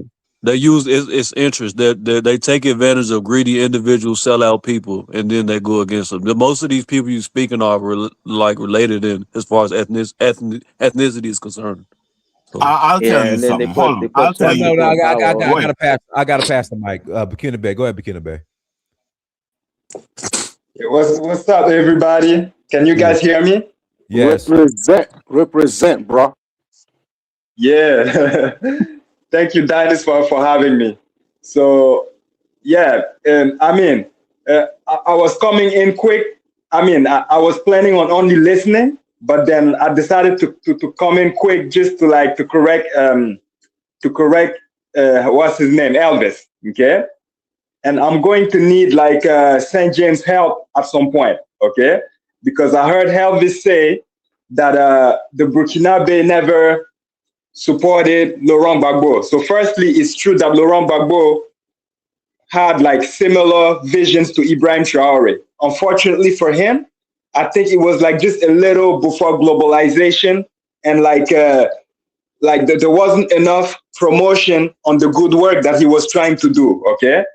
So he had very France good had visions too for much Ivory. power. Yeah, so France he had had too very much good power. vision. Econ, That's what it don't was. interrupt him. Don't. I'm trying to. I'm trying to hear him. Go ahead. Right. So he had very good visions, okay? But what I'm trying to tell Elvis here is that way before Laurent Gbagbo takes over, okay? He really contributed to the Ivorian politics way before becoming president, okay? And I'm just trying to show him that Burkina Faso supported him at that time, at the time that he wasn't even so famous, okay? Because under Houphouët-Boigny, Laurent Gbagbo contributed to fight for the right of multiple political parties, because Houphouët-Boigny at that time tried to suppress every political parties. And Laurent Gbagbo fought very hard for that, okay? And at some point, he even Houphouët-Boigny tried to kill him, and at that time he had to run to Burkina Faso to seek for asylum, okay, in Burkina Faso. And if I'm not mistaken, the administration of that time, and this is where I'm going to need St. James, okay, the administration of that time even gave him citizenship to help protect him from Houphouët-Boigny. Okay, so St. James, can you please help me I with heard that. I'm not sure about the citizenship. I need to look into that, but I do believe that we facilitated him from when he came to Burkina Faso to go to Europe. I don't know if we gave him the paperwork to travel to Europe. We did help him. Don't forget the fact that Blaise Compaoré also funded his political party. You remember? Yeah, right. Yeah. But that was later. That was later. So I'm bringing this up to show Elvis that Burkina Faso supported him at some point, okay? And yeah, so this is what I wanted to bring, because you can't just be like, oh, Burkina Faso destroyed him. Well, Burkina Faso rebels destroyed him. involved in the war. Yeah, but you need to No and yes. But There you go. That's the only point I'm making. They were not involved in the fighting. No. They were not involved in the direct fighting, but they were protecting Bouaké, the cities that were close to Burkina Faso. They were helping the rebellion. Either. They were never involved in the direct fight. You can ask the Ivorian. Anybody can go and search if Burkina Faso was involved in the Ivory Coast War. Would tell you they were significantly involved. Your own brother, right? Your own brother came here. CD just lied and said it wasn't involved at all. Now the other brother is saying they were involved. And he's a Burkina Faso. He's a Burkina Faso. Elvis, when he was explaining it, right? He got all the facts covered. He got it all covered. And then you chose not to listen. It's not true that Burkina Faso wasn't involved in the war. Elvis. Okay, you said hold on. Let me say this, right? Let me say this, right? You complain that Burkina Faso listeners can go search it right now on Google. They have a lot of links and a lot of sources to tell you Burkina Faso was involved. Donis is the guy who's calling people butthurt. But just listen to your own actions, right? Elvis, you said Burkina Faso helped Charles Taylor, right? Take power in Liberia. Was that true? No. Can you explain to me how did you guys manage to vote for him? It wasn't Burkina Faso that voted you're Charles for asking two different questions. No, it's not two different. But after all the killings that you put into Two things are true. Hold on. Yeah, Burkina Faso clearly supported Charles Taylor. That's a fact. That's fine. Yeah, that's fine. After all that is said and done, right? You guys lined up and said this is the man you want for your country. Did you guys do that or not? Was the Burkina Faso forcing you guys to elect this guy as your president? That's not the argument I'm making. No. Listen. That's not my argument. No. Let me. And another question. Don't make a strong argument. No. Relax. We're gonna get all the. No. Relax. Woken me up now. We can have the conversation. Let's have the conversation. Yeah, that's what we are doing. Please relax. When Prince Johnson sat in your country in Liberia and told you guys that he was there in Burkina Faso in 1987. Did you guys go out and say, you know what, we didn't like it then, we don't like it now? Did you guys go out and complain? Did you guys do that? Because obviously it was in Burkina Faso in 87. If the plan didn't go as planned, they were gonna squeeze, right? They were gonna shoot. So they came to kill. Your people came to kill. Okay, so did you guys get mad at it when he was saying that to you? Because he said it way after, right? When everything is done, said and done. Yeah, he said it. Did you guys get mad? Did you? Yeah. Okay. Yeah. Did you guys get mad? So you in America, right? When Trump went to this country and got their president back here in America, did you go outside and protest? Did you do anything? So you every time in your sentences, what I'm hearing from you, the Burkina Faso people. I'm worried about that. That's what you're doing. My one cardinal point here let me explain to you. Blaise Compaoré used Burkina Faso as a rebel fodder for the war that brought in politics. That's a fact. That's my only point. Everything else is peripheral. That Burkina Faso were involved in Africa war. First time ever. Nobody ever told me this. Go search it on Google. Anybody that's listening, go and search it. It's clear as day. First of all, Bamako is the second capital city of Ivory Coast, right? Yamoussoukro just became the political capital recently, but Bamako is the second capital. You said Bamako or Abidjan? Let me listen. Bamako, they have a lot of Malians, Burkinabe, and Guinea. Malinke speaking people in Bamako. It's the biggest. It's a very big city. So the reason in Mali or in Ivory Coast. What's that? Hey, I'm asking Bamako in Mali or in Ivory Coast? It's in Ivory Coast. I'm telling you, there's a lot of Malians, a lot of Burkinabe, a lot of other people from other countries live in Bamako. Can I ask this question? Why when you all talk about Africa? Now, one thing I'm asking, boss man, why when you all talk about Africa, you all say the African leaders did this, the African leaders did that, but at the end of the game, it's one set of people that benefit, and it's not the Africans. So why, if you say Blaise Compaoré did something in Liberia, then why don't you say French have something to do with it? How nobody say no? French, I can't fire. We established that the leader is in there with the French. That's what it is. Just wait. I'm just let me finish. You feel me? None of these African leaders do things on their own like that. Blaise Compaoré did not have no interest in Liberia. It is America and France who had interest in these two countries. So did you know that in that war, American ship was right out at the port waiting until y'all kill everybody? Did you know that? Not true. I mean, it is true. It's on television. It's not true. They came to bring peace.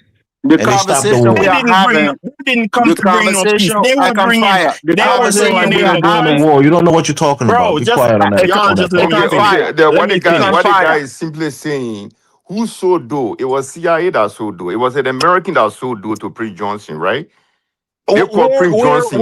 When dough was at the port, right at the port, and Prince Johnson was waiting for dough. When he came, the CIA, the U.S. Marine were calling Prince Johnson. That's not even true. See, you got the wrong information, CD. Prince Johnson wasn't. Listen. Let me explain it to you, right? I'm a crime man. We know what happened to Doe. You can't explain my history to me. This is I'm telling you, Prince Johnson no, was because you're communicating wrong. with the Americans. What happened there was listen. The American attaché, in Liberia, and the ECOWAS, Doe was going there to have a meeting. He was getting ready to go in exile into Nigeria. There was a ship that was being prepared. Prince Johnson was not waiting for him there. He went there with his men to say goodbye, I his don't see wife that and his Prince Johnson family. was waiting for him there. I'm waiting for telling him there. you that the Americans So when they called hold Prince on, Johnson when they disarm him, there was no Burkina Faso over there. I mean, see, you can't listen. When they disarm him and his men to get on the ship to leave to go to exile in Nigeria, that's when Prince Johnson and his men came with guns, and his entire entourage was unarmed. They couldn't defend themselves because the ECOMOG had disarmed them at the Freeport. But what I'm telling you is that who called Prince Johnson that So you said he was waiting for him. That's why I keep saying he wasn't waiting for him. So don't get that part of it I'm right. not saying that he was waiting for him. You said it earlier. I told you that when Doe arrived, Prince Johnson was communicating, and he came to the. That's not what you said earlier. That's why I want to correct. So now you're right. Now you're on the right. That's what I'm telling you. But no Burkina Faso was there at that time. But they were communicating with Prince Johnson. Hold on. My point here is that Burkina Faso was involved in the war in Ivory Coast. If we can agree on that, that's fine. Everything else is on the periphery. No, we're not agreeing. We're not agreeing. That's not. Anybody can go and Google and see that it's true. I gotta pass the mic to Babaliko. Go ahead, Babaliko. Unmute yourself. Yeah. My thing is this.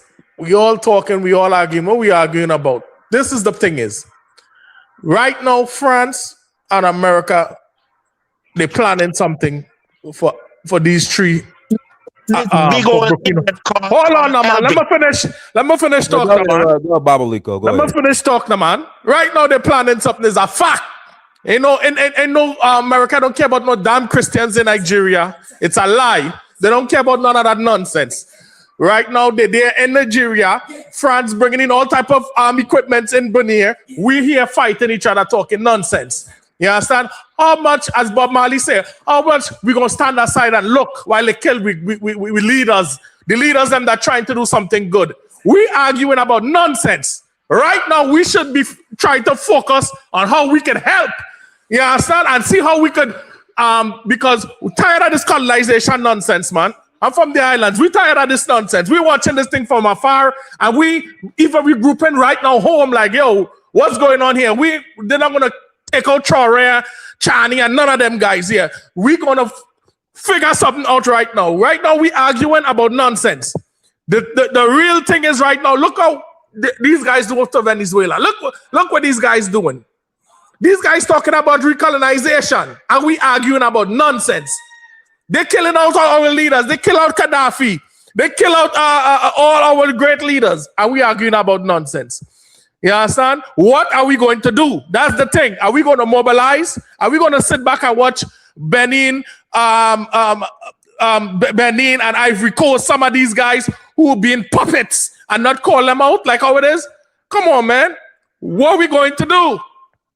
Let me talk about a solution, not about arguing about nonsense. We're arguing about nonsense. What is the solution? Elvis has no problem with the US in Nigeria. Them don't give a damn about no Christian in Nigeria. We all know that. How much Christians they kill in Venezuela from that US strike? Venezuela is almost 90% Christians. They strike Venezuela to get Maduro. How much Christians they kill? So all of a sudden they care about Christians in Nigeria. If the US is there to kill Muslim terrorists, I'm in favor of it, brother. Yeah, son. No, man. You're so stupid. They're not doing that. How they gonna kill their friends? Exactly. You're a big old idiot. Exactly. You're a big old idiot, Elvis. Seriously. How they gonna? That's why I don't like you. That's why I don't like you, Christian idiots. I made a statement and I stand by it. I can fire. He's a man with an opinion. Hold on, y'all. Hold on. Let's not. We don't talk about the name, okay?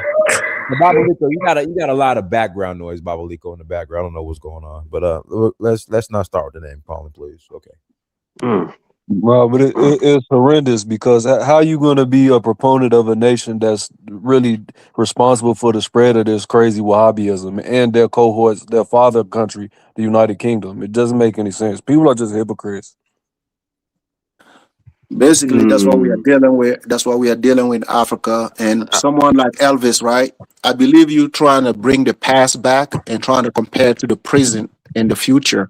I don't know what kind of problem you got in Liberia going on when you were there, but No, obviously I you come mean, on I here. think his problem is his But problem you is see, when I asked him the question, since the One Burkina voice, Faso one have voice. you from Liberia, These since the guys are Burkina saying Faso, everything except mention hold Islamic on, no. I terrorists think who hold killing on, people don't in change the Mali topic. and Burkina Faso. That's one of the biggest problems. Not even France. Let's France is center the not even problem. killing any Burkina Faso. The terrorists are the ones Hold killing on, Burkina Faso.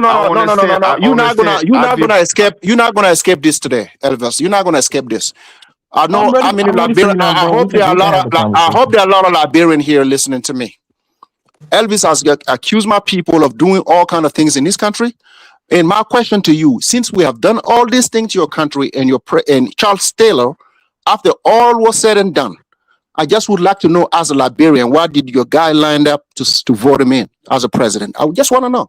no. I Why mean, I did you? think Elvis No. frustration is No. Let Elvis answer. Go ahead, Elvis. okay. Okay, that's a great question. I made two cardinal points, and you've lied on that point. If Dinas is here, I'm sure he's smart enough. He can research it. Burkina Faso sent rebels into Ivory Coast for that Elvis, he war. asked you, Elvis, answer the question, please. That's one. The second part of it was the people voted for Charles Taylor out of duress. All Liberians knows that they know that there was a spread a nationwide sentiment that if you don't win, the war will continue, and they were tired of war. So they voted him in 1999, 1997. He became president, and within less than 6 years, he was ousted. So if you ask me the question, sure, the people were tired of war. It's a long war. They wanted peace. He had the presidency, and in less than 6 years, he was out of there. That's why they voted for him. So your Okay, I people think have seen him. Elvis frustration is Samuel. He and Samuel do from the same tribe. He's a crime. He will never be happy with the Burkina Faso. You have to understand that. No. He just I said get that the he's from the sentiment, crime but I don't tribe. want to. I don't. Well, CD. I'm not. Hold on. Let me hear CD. Go ahead, CD. Please He go. just said, listen, he just said that he's from the crime tribe, right? Samuel Doe was in power. He came in power along with his other tribal guys. There's some the Gio, the Mino, the Crew, the Loma, the African, the Congo people. He eliminated all his friends and brought all his tribal men around him. Yeah. Right? He killed Samuel. What I'm saying now is, obviously, listen. He killed Thomas Kiyongpa. He killed Thomas Wensen. He killed all these guys from the other tribe, from the Crew tribe, from the Gribble tribe. He eliminated all of them and surrounded himself with all his tribal men. Did he Who kill came and somebody brought him from his down with tribe Charles too? Taylor? From who? Did he kill one of his own tribal men for power? I don't know any of them. Nelson Toe. He killed Nelson Toe along with Thomas Whiteson, who was a Sako man. They're from the same tribe. Let me just finish. That's symbolism. He was surrounded by all his tribes. So the people that came and removed him from power, he's not going to be happy with Burkina Faso. Burkina Faso, the reason, first of all, the reason why, Charles Taylor went through Burkina Faso, Africa did not want to be involved in the war directly. Otherwise, the whole thing was financed by Cote d'Ivoire. They went through Danane. They didn't use Burkina Faso border. Burkina Faso is not sharing border with Liberia. Liberia is sharing border with Ivory Coast. Charles Taylor used to travel all the way to Danane, to Man, to Boaké, to Yamoussoukro. He was free to move any part of Ivory Coast. He had his own station in Ouagadougou. Do you know how old Blaise Compaoré was around that time? He was in his 30s. Do you know? Do you think this guy had the time? Hold on, Elvis. Do you think this guy had the time to sit on here after killing his best friend? Right? Study your country, Liberia. Just organize an army without even know Liberia, whatever going on in Liberia. Decide to come in there and do the things you accusing him of doing. See, James, you said it yourself that Burkina Faso came into Liberia. You know that fact. Ofwe Boigny put it together, like CD was telling you. Ofwe Boigny put it together because he did not want to show his hands. He didn't want to show his hand. He told Compaoré to put the people together so they can go help Charles Taylor. That's what happened. So now you're admitting that Burkina Faso was involved in For the war in Liberia, Liberia, right? yes, I never said Okay, then what are we Burkina Faso arguing never went to about? Liberia. Those are just the points that I'm making. No, I'm not arguing anything else outside of that. Don't lie on me, Elvis. Don't lie on me. I never sat there and said the Burkina Faso was never in Liberia. I never said that. Then we agree. So I don't know what CD is talking about. Liberian rebel. But you destroyed Ivory Coast. Liberian rebel destroyed Ivory Coast, not Burkina Faso. They came in there later on. But the people that destroyed Sierra Leone and Ivory Coast are mainly Liberian rebels. Okay, they're the one that destroyed Ivory Coast. They're the one that went in there. Exactly, that's true. I believe that 100%. The Liberian rebel was involved in Cote d'Ivoire war, but there was no Burkina Faso. So How can you say that, CD? Do a little research. You just said that you've never heard about it before, right? So go on your phone, do a little research. You will get the information. Elvis, put the links so we can see it. Put the names, we can see it. Anybody, even Dennis here, right? Hold on, I can give you the platform. Dennis can go on to Google and type in the Burkina Faso was involved since you are making the claim. Since you are the one making the claim. Elvis. Since you are the one making the claim, help him out. Elvis, I can give you. Listen, hold on. No, see this here, right? He knows more. You know the same that I know. If anybody search right now on Google, everybody that's listening, go on Google and search. Burkina Faso was involved in the war in the Ivory Coast. You will see emphatically that they were. Elvis, I can give you. Can we let that go? Abdul, I gotta pass the mic to Abdul Kamar. Go ahead, Abdul. Unmute yourself. Yeah, man, let that go, man. Guys, I do have my child yelling in the back. Please just be aware of that. I think we have a bigger problem here. We cannot go back to the past. Every moment that pass, every second that pass, these guys are closing in on the AES. Thank God the Russians have given us certain weapons to defend ourselves, especially the S-400, which I believe that's a strong shield. And the Barita drones from the Turkish, I think that's a good sign. But even those can be countered. And these guys are building up in Nigeria. Ghana is kind of like in the middle. They are playing some back behind the curtain. They are shaking hands and No, they're in Cote d'Ivoire. Ghana is not doing it. Hey, let him go. Please don't meet the brother, man. Don't interrupt him, please. Yeah, go ahead, Abdul. Cote d'Ivoire is the main pillar, is the cornerstone of this attack. I know that, So for me, I'm not even going to count Cote d'Ivoire. They are already in bed with France. They are the actual orchestrator of whatever that is going on right now. Benin also is playing a little bit of role, but it seems like they are two-sided because the fact that they released the guy that they captured, the one that Ibrahim Traoré kicked out, and they send him back to Burkina Faso. That's a good sign. But I'm saying Tinubu has sell us out. What's this guy's name? Alassane Ouattara, he's bona fide. We already know. The guy in Senegal, Fayo, he also, whatever his name is, he also is dancing a different tone now. So what we are seeing here, what Ibrahim Traoré said about the dark winter or black winter, this is real. We cannot be affording to be talking about the past here. We need to focus on the future, on the solution of what we as a people can do, or what type of propaganda we have to spread out there to wake the masses of Africa. All these puppets that they have planted in Africa, it's up to us to open the eyes of these people in this nation, like Ivory Coast and all these. Where you Burkina Faso? I'm from Sierra Leone. Something's wrong with your mic, brother. We were the first Ibrahim Traoré that they took out. ECOWAS invaded my country. We defeated ECOWAS. The British came and finished us. Yes. Are you from Sierra Leone? Yes, Sierra Leone. It's my Sierra Leone brother. It's my Sierra Leone brother. Okay. Yeah. Okay. Elvis, I'm sorry. Yeah, I'm sorry, Elvis. Hold on. I'm sorry if your people went in that strong. I'm sorry if they weren't that strong, bro. You know, we No, the put belt to British, the ass. British came I and think they That's could not have the learned a good argument I'm lesson from making. bro. I'm only No, making no, the no. argument that they were involved. I think, Anything back else is then, opinionated. Elvis, Let Abdul finish first. Let back then in the Yo, Abdul 80s, finish. you know, the wait, weak get whooped. You Madabayo know, is a dangerous Fine. I'm character just right saying they that's were now. what was happening involved. in Africa, bro. That's not my argument, Let's brother. that's what I want to say. let's move on, man. Let's talk about Madabayo, how he's the leader of ECOWAS, and he's one of the main ones doing this wickedness from Sierra Leone. Let's talk about him. Hello, Facts. guys, can you hear me? Can you hear me? Hello? Hello? Yes, we can hear you, Yes. Abdul. Abdul, we can hear you. Yeah, talk me, man. Would they hear you? Would they hear you? Yeah, we need to talk about Madabayo.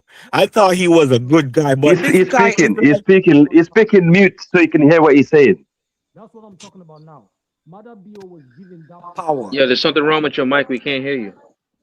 Oh my God. Let me join back. Can you hear me, guys? Yeah, Yeah, you we can sound hear low. you. brother. no, you are far away. Okay, well let me get closer. Mother Bio was given that power Yes. because whatever that Nigeria is about to do, they don't want them to the people of West Africa to blame Nigeria as Nigeria. Yes. Yes.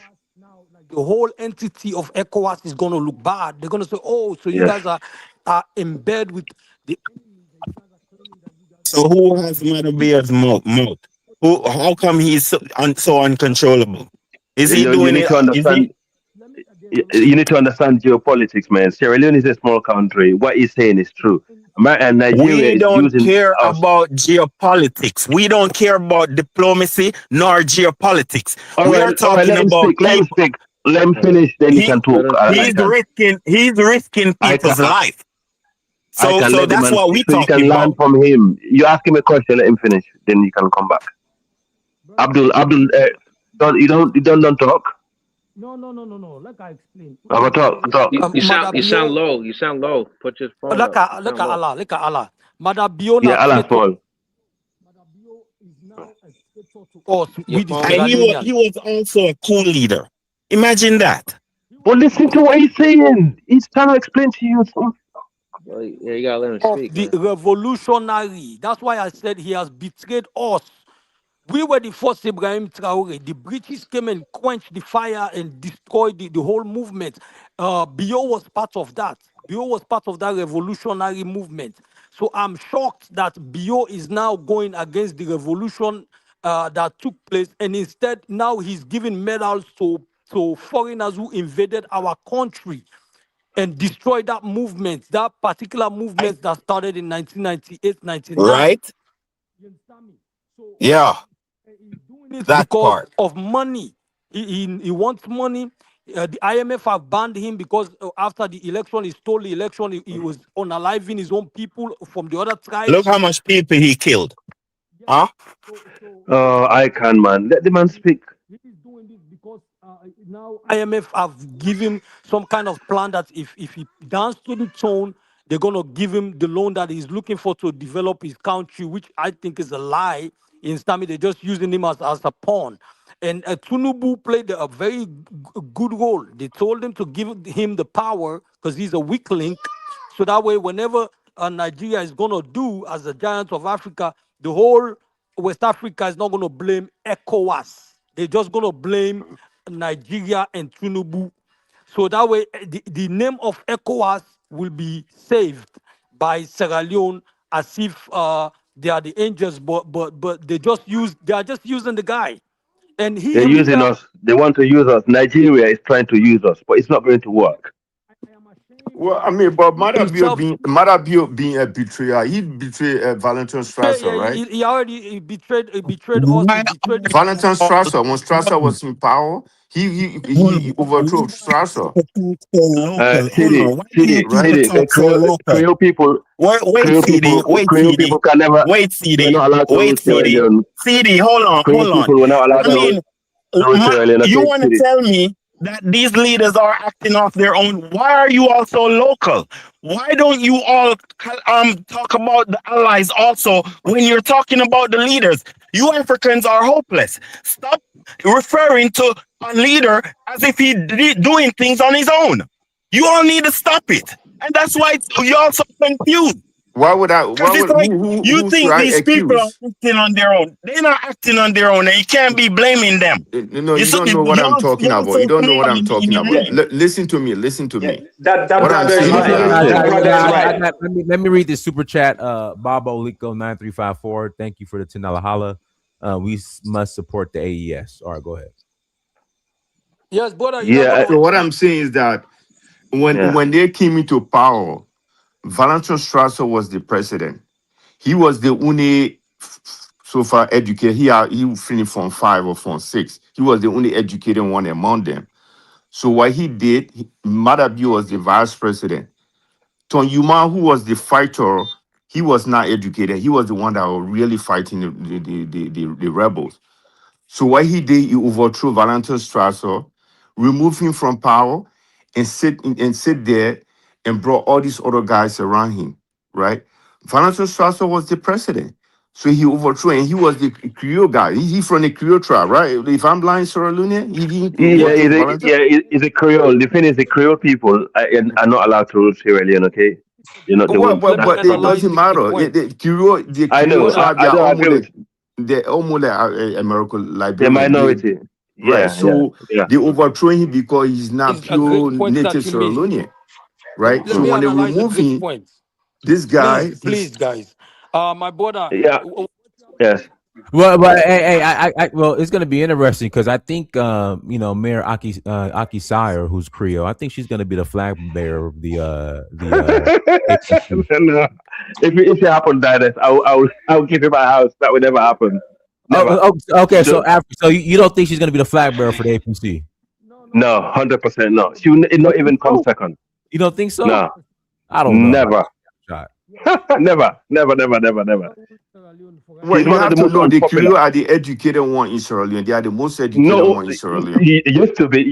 No, it used to be. They are. That's the fact. Because they are not native Sierra Leoneans. Sierra Leoneans then think that, well, this guy from America, they almost like Ghanaians. They almost like American Liberians, the same way they are in Liberia. They call the Creole the same way. We have different Creole family. We have different right. So sorry to interrupt you, my brother. We have different type of Creole in Sierra Leone. Okay, we have the Caribbean Creole, which are the Maroons. We have the American Creoles, and we have the African Creole, which are the Yorubas, Igbos, Hausa, like little minor mixture. But the Creole, sorry, and tiny bit of Ghanaians, yes, So they're different type of Creole. But you are right that they're highly educated. They are probably still, the most educated. I think you're right on that. But they are all the professors. Do you know Farabi College is the oldest university in Africa? In Africa, yes, you're right. And that's the school. That's how I know about Sierra Leone. Modern university. Modern university. Yes, right. Modern. Right. In the black. Right. In the But black guys, one second. So, Dinah, just to go back to Akisoya, she wouldn't even come second. I can put she's popular. Like I think she's very unpopular. Listen, the Sierra Leone politics is not run in Freetown. Okay, the Sierra Leone politics is controlled. It will never happen. It's run the people in the upline, what we call like in the district, like outside the capital. They're the one that control Sierra Leone politics.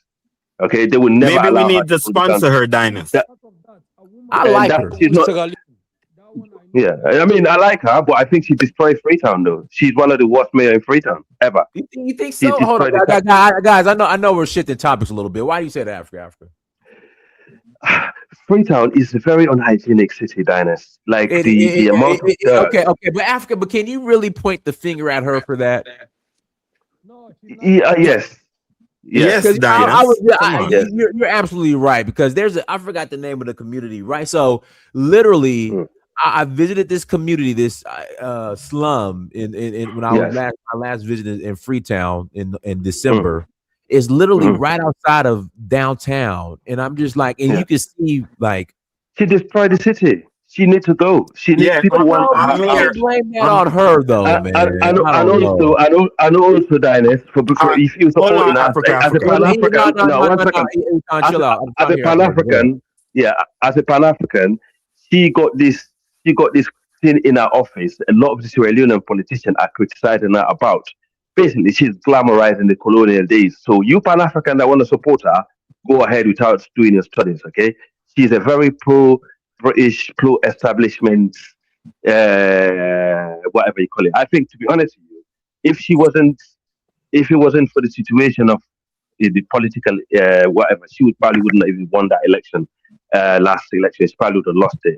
But she is very popular among the APC, the party that she represents, a little bit, and also she's popular among the Western area, where obviously we have the Creole. But she haven't looked after that city, Dynasty. You know, Freetown is the dirtiest I ever know. That city used to be pristine, clean, you know, and a lot of the system used to function. After, how old are you? If you don't mind me asking. I'm on my 40s now. Okay, so they were saying there at one time there was you could actually go into the water at Lumley Beach and it was clean. Is that true? The Lumley Beach was one of the cleanest beaches in the world. That peninsula that you see, Dynasty. Freetown used to be very clean and pristine city. She destroyed it, bro. It's a shame that you haven't blame that on her, man. You can't blame yeah. the Lumley Beach situation on her. Can you really? I like her personally. And I know people are heavily campaigning, you know, for her. And I know people that work at the city council in her office. But in fact, right now, she's actually fell out with the people that she work with. So right now, Freetown City Council is not functioning because she doesn't have that quality of leadership to bring her people up together so they could work. Because I think Abdul Kamara might help me. I think it's one of the Attorney General or something like that that work in the Freetown City Council. That's been. You need to follow Truth Media, Dynasty. Truth Media is Sierra Leone media. You know a lot of the stuff that's going on. At the moment, if the council is not functioning, okay, she might as well resign. If that makes sense, she might as well resign. She didn't want the last one. It was Gentle Gentle won it. Yes. No, but she won it. Yeah, You mean just West African woman. You saying the other guy won it?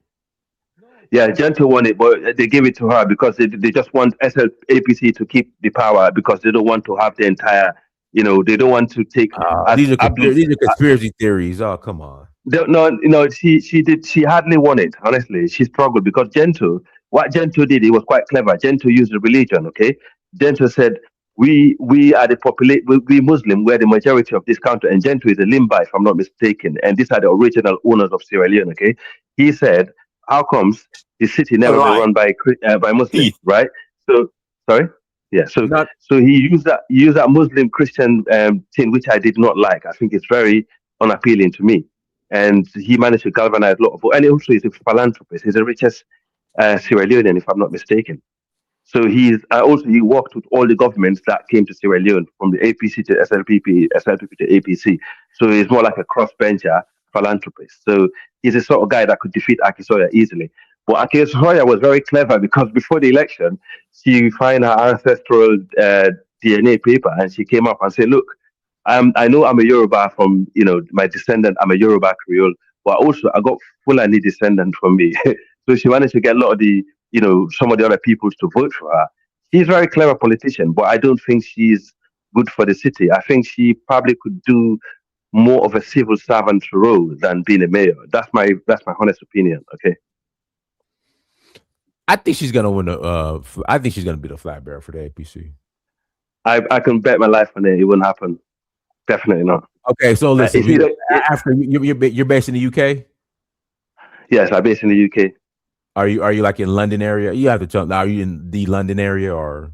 No, just outside. I'm about 2 hours. Do you know what? My mayor knows her very well, and he got a lot of good things to say about her.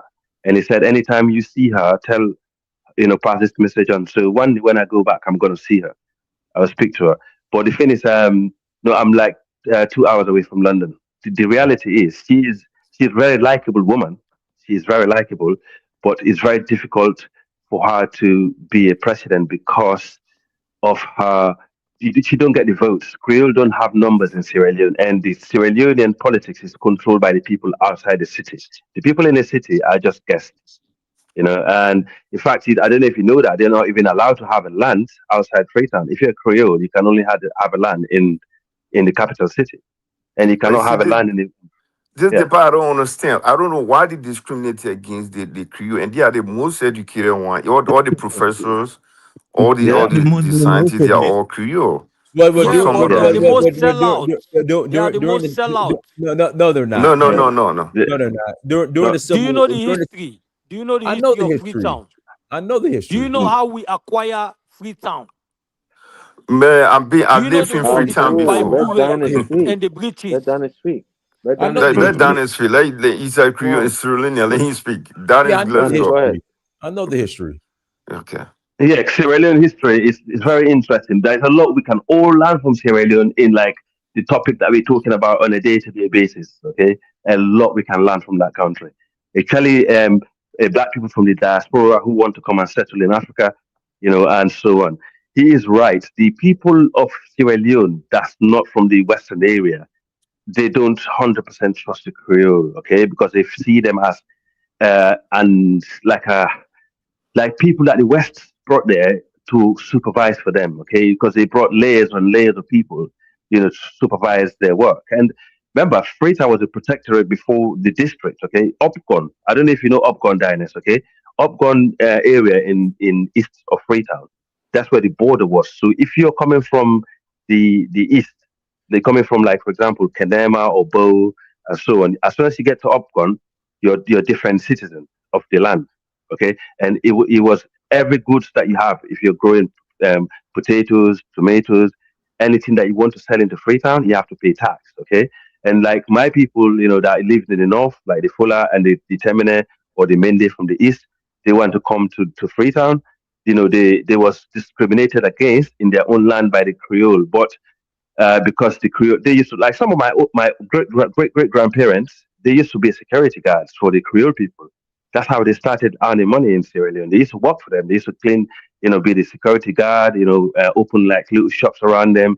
They used to be the middle class, okay, of the country, and we looked up to them when it comes to education.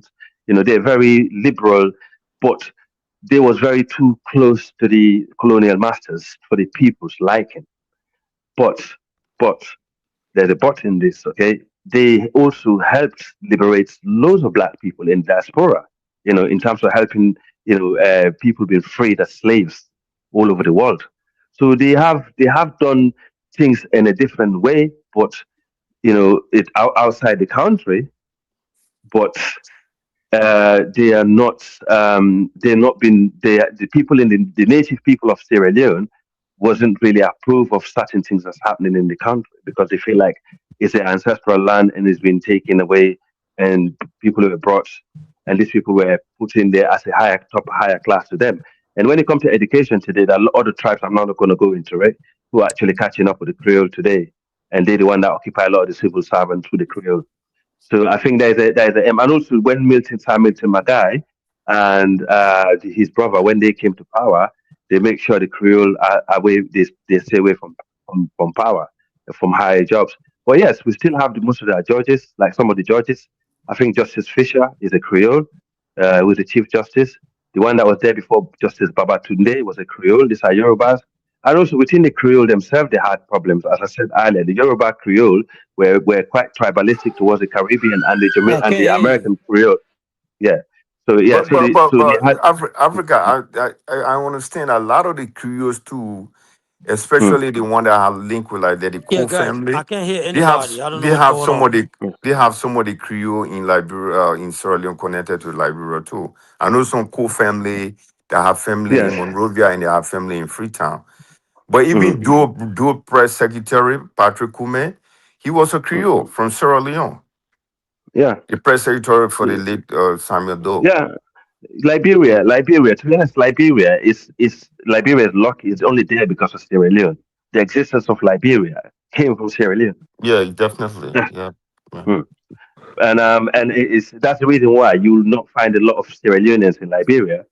And but then you will not find a lot of Liberians in Sierra Leone. I don't know why. That's a bit strange actually for neighboring countries. Oh no, you find Sierra Leone, but most of the Sierra Leone that get the fishermen, you find them in a ghetto, Okay, the West fishermen. Point, fishermen in the West Point, in a ghetto where they get their fishing boat and things like that. But you hardly find Liberian in Sierra Leone. If not, it's because No. not Liberian never used to travel. The country was really stable. We have Yeah. US currency. The country was very, Yeah. very stable country. We have a lot of Yeah. Ghanaians, a lot of Nigerians that Yeah, used to then come to Elvis's people ruined it in 1980. Oh yeah. They fucked up the country. That's for fine. And the sad part, they were in power for 10 years, but they destroyed almost everything. They killed almost all the other native. But you see, I was Chancellor play him I was telling when he became I was saying president. sorry, Sidi. What Okay. Chancellor did to him was he worked with Thomas Kiyompa. Thomas Kiyompa came from the Gio tribe. So they made Chancellor GSA director to purchase logistics for the government and things like that. So Chancellor stole money and Are, flee the country, right? are the Crab Yeah. people any relevant in Liberia? What is the important when They it are not comes to them? educated at all. They only Okay, serve in why the Elvis is military. here making all that nonsense Yeah, they are noise? not Yeah, educated. he's That's not what, he's not helping himself, is he? it was Let's one be of honest. the least tribe in Liberia. Your tribe Fortunate is for not them, even they found their same relevant power. within his tribe is not even relevant within their own group. Right. But he's the Come loudest, on, the y'all. Let's most not do this. obnoxious. Let's not Like do this. no. Yeah, Let's be please, honest. No. let's leave it. You see. Most like I don't like to talk tribes and where I'm from Yeah. and whatever, right? Because I come from the majority. Every time when we talk about majority, other people get frustrated because they feel like they don't have a voice. So I don't want to do it. But I'm kind of like confused from someone who come from a minuscule, like a miscellaneous tribe can even have that kind of vitriol, like something that happened in the 80s, right? All of us in Africa who are Africans, we know exactly what was happening on the continent. A lot of heads of state, there were peons in Central Africa, West Africa. They were used to destabilize other nations. They were used as a backup to do something to their neighbors. It was happening all over the place, right? Like you can see back in the 80s what was happening. I'm not gonna sit Yes. here and point out to your country doing this to my country, or a group of people that come from your country did something to the others. That was how the game was played back in the 80s, right? That was happening. If you are blind to it, I don't know how old is Elvis. I don't know what year he left Africa, but I'm kind of wondering if he really understood the dynamic that was My happening problem? around that My problem time. with Elvis? My problem with Elvis, he got that pro-Christian Biafran talking points, and I learned that a lot about him, and that needs to No. I change. think We he need. listened. I think he listened to his parents. He's not reading. He listened Yeah, to his yeah, parents. Yeah. it's his parents. It's similar to Yeah. like you brought up Biafran. So a lot of the younger Igbos they listen to their parents. Right. They adopt Right. So everybody parents. know what was He's not happening in the reading. He's 80s. not reading. If he's Right. reading, he would never say that Burkina Faso for Ivory Coast war because they have some hatred for Burkina Faso. The Crown tribe will never forgive Burkina Faso But because the good thing about it, they are CD, the the good least thing about it, educated. CD, They we are the can least put belt to educated. ass. Like the crown is not even like they're not. We're not worrying. Like they're not liking us. Is not even what because we know we can put belt to ass. It's not a problem. Not liking us Yeah, is it's okay. true. It's like a compliment. It's like we True. did something to them. They're looking for revenge, but they will never have it. Not against us. They are so. They are so. But again, you Come on, have to man. read. If you But listen it's to your not even the parents, same they're going to regime, give though, you Joe. But I misinformation. You get it. have But to it's read. like you cannot fight somebody. Even 20 years later, you won't be able to fight. Give it up, bro. Give it Yeah, up but so we can that's what move on. I don't know why he's mad because City, it's not like he should look at it like it's a whole different country because this is an entirely yeah, different regime. Can you Everything imagine that Mali, right? is I going sat through on here and today, told you. I sat on everything. here and told you, right? Burkina Faso, when Compaore was in power, he was the mediator in Mali, and he was at the same time destabilizing Mali. You know who forgave us? Mali. You know who is doing alliance with us? Mali. Because we are able to move on. Someone like Elvis doesn't want to move on because he doesn't understand what is But at you see, play. the thing He is, doesn't you have understand. to understand this. When the war started, Liberia has 16 tribes, right? Including my tribe. They, all the 15 tribes went against the Crown tribe. They are the least educated people in Liberia. They never went to school. They only serve in the military. And in Africa, that's what I say. Most of the time, people find themselves in the military. That's the last options. So when they walk in, I was supporting Charles Taylor. There was a moral support for Charles Taylor. Everybody was happy, right? Everybody supported him. Even when you go down back to the history, you read a book, they will tell you all Liberians were supporting the war. But when the war lasts So for why like do they 10, want to 15, make it about us? Tell me, why do they want to make it about us? well, but that's why it went the other way. The But look entire at this. country was Look at this. destroyed. They destroyed the whole country because of what? Hold on. All right, hold on. My African brothers are too petty. That's what's going on. It's too much little basic conversation. Basic. It's like they just look at each other and just fight. They don't look at like what's causing anything. I said to Elvis that during the Civil War, I tell him that during the Civil War, America had a big old warship outside the offshore. They were shipping in guns. And they don't. He don't understand that. Where And these why his tribe there too? They recruited all the people in the military before they walked to reach to a certain point. They were all Crown tribe. They eliminated all the tribe that was in the military. So everybody they were recruiting were where only could the those Crown. civilians? Where could those civilians get all those guns? Did they make them? You think America gone? It's not a point. The war had moral support. Charles Taylor, one of the No, strategies that bro. he I just used, listen what I'm he used saying, his middle CD. name. He said Charles Gange Taylor. CD, He said, calm down, come in. CD. The dude is a CIA agent. He was in jail in America before he became president of Liberia. He was in jail in America. America sent But him you know, there. You see Icon, me? you got to Just calm understand. down and It let was me. so Just bad. calm. It was so bad. It was so bad in Liberia. They had to support Charles Taylor. That's what CD is telling you. Okay, That's and what Yeah, I'm but saying. that. That But you hold know who on, man. removed Yeah, Charles but Taylor why from was power? it? It was Hold my on, man. tribe. It Why was my was it tribe that so removed bad? Taylor. Hold on, man. Right, Calm right, down. right. Y'all too basic, man. Y'all too basic. Why was the pressure on so much for him to get presidency? It was America putting on the pressure by forcing guns in the community in the back. That's what they was doing, No, and have these young dudes America did not shooting up want the to. place. They didn't want Charles Taylor to be president. What Charles Taylor did, he betrayed the other American Liberians. Even Ellen Johnson Sirleaf, who was the president before, they all contributed to Taylor war. But when he What reached you to a level mean, where he was getting more, listen to me, how sir. he gonna Listen to become me. president? How is he, no, look. How is he gonna become president if America didn't want him to become Listen president? to me. Are Let me you all tell you. stupid? Are you But all stupid? How did he make it I'm out of telling you. jail? Not reading. It was the same America that How did he make it out of jail? Abacha told him to the America to Abacha to arrest Charles Taylor. George Bush didn't want that to Abacha to You arrest him. are a basic school student. You CD. Chill. You're not. There's no need You're for a that. country. Hold There's no on. need for that. No Hold on. need, no need for In that, the sir. There's no No need for need. that. There's no need for that, bro. In the 1980s, 90s, nowhere in Africa, nobody in Africa ruled anything and made no decision on their own. You hear? You heard me? Maybe only Eritrea and goddamn Ethiopia made their own decisions. You hear me? So y'all need to stop. I told you y'all too local in your brain. You blaming your president as if they're making decisions. They're not making no decisions. The Sahel is the freest country in Africa right now.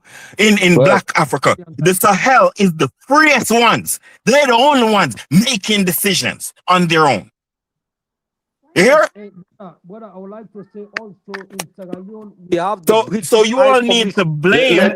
You need to blame the sponsors Let the Sierra when Leone you brother come in. Let the talking. Sierra Leone brother come in. Let the Salome brother come in. Salome, come talk. Come talk to me, brother. Yes, my brother, I would like to say this in Sierra Leone. This guy is right. We are not making the decision. We have somebody like the British High Commissioner who is the person behind the curtain who is drawing the ropes and Okay. orchestrating everything for the British. And I will give you an Right. Okay. example when President Bio Yeah. first got the presidency. You see the inauguration, the new president, which was President Bio, was on the right.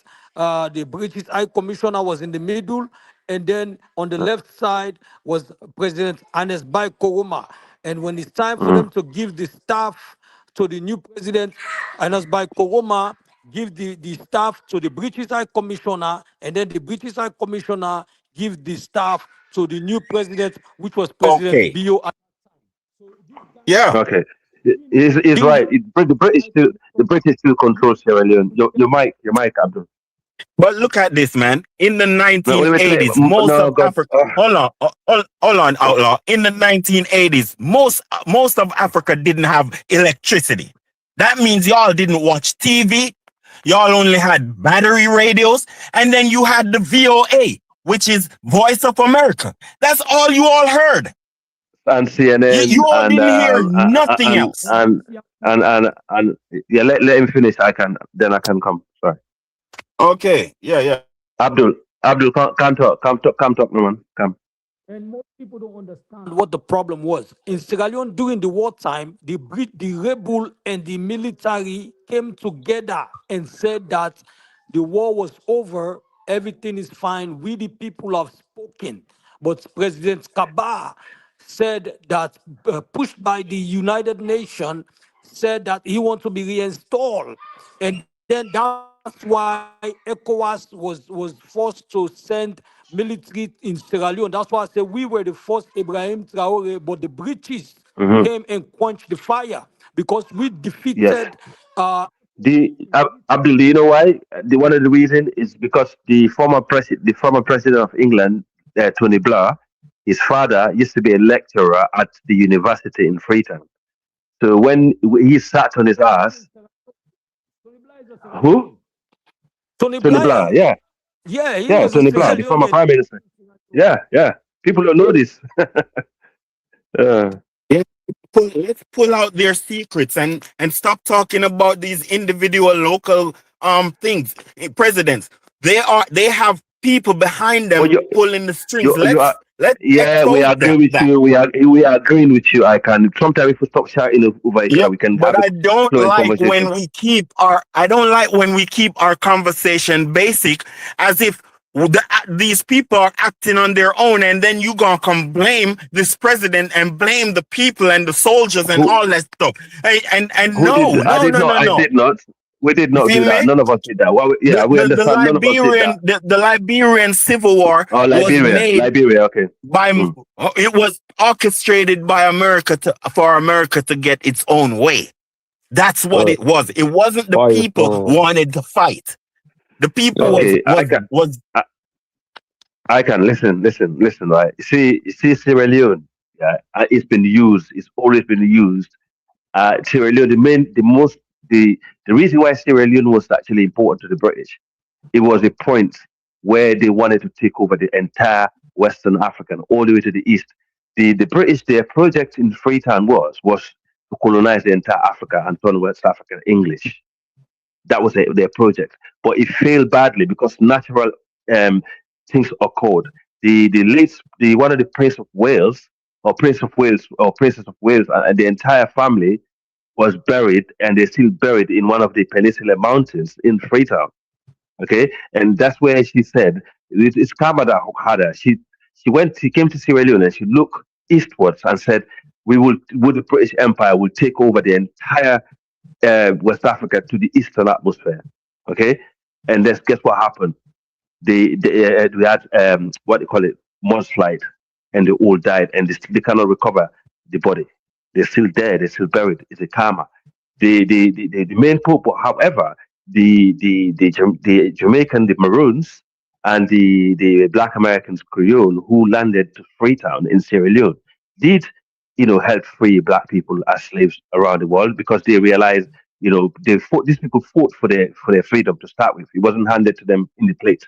Okay, and also they form a good diplomatic system and an alliance, and they were very clever how they did it, and actually managed to touch some of the minority elite of the British, because Sierra Leone was more of a British elite country. It wasn't just an average um, British country. It was for the elites. Okay, Look at and Al. yeah, Oh, yeah, look at this now. yeah, All right. mm, Sierra Leone, yeah, right? And the mhm, Creoles.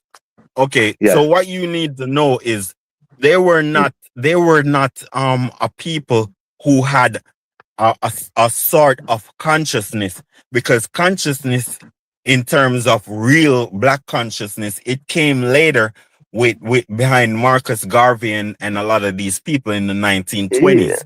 You Yes, see yes, me? sir. Hold on, Yes, hold on, yes, hold yes, on, yes, no, outlaw. no, Mm, Just this is the hold host on speaking. for a second. This is the host uh, speaking. uh, Yeah, yes, they did. oh God. The Go ahead, original Creole Dynasty. of Sierra Leone. Many of them were Yeah. the first abolitionists. Thank So, you. you can't Hold on, Thank you. outlaw You Dynasty. can't you That's can't not what argue with I'm that. saying. you can't say that. Wait, that's not what I'm saying, right? That's not what I'm saying.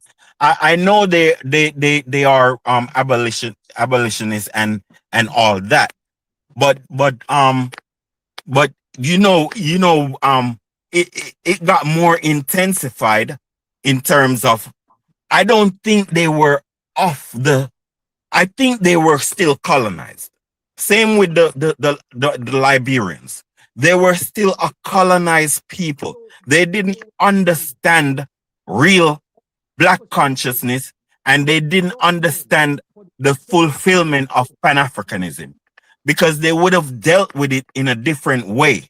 You feel me? And what they I cause can is No, no, a lot of, I can talk the dead were there. talk The is dead cheap. were there. That, wait, Let us that, wait. say, that, for I that, example, mean, listen. that's not true. That's just not true. Yeah, yeah. Yeah, but just the tribes was, I don't think you're not thinking when you're speaking, are you? You're just speaking for the sake of it. no, my Yeah, analysis exactly. is, You know. listen, my analysis is they I mean, thought they you have to understand. Edward Blyton was is considered the father of Pan Africanism. And that's way before Garvey. So yes, Yeah, Yeah. I don't yes. thank know. you. Yeah, but what I'm saying is, all right, what I'm saying, Uh, look at what I'm saying, right? The My brother took his. Liberian people, right? Just listen to what I'm saying. The Liberian people, right? They took a certain offense in how they were treated.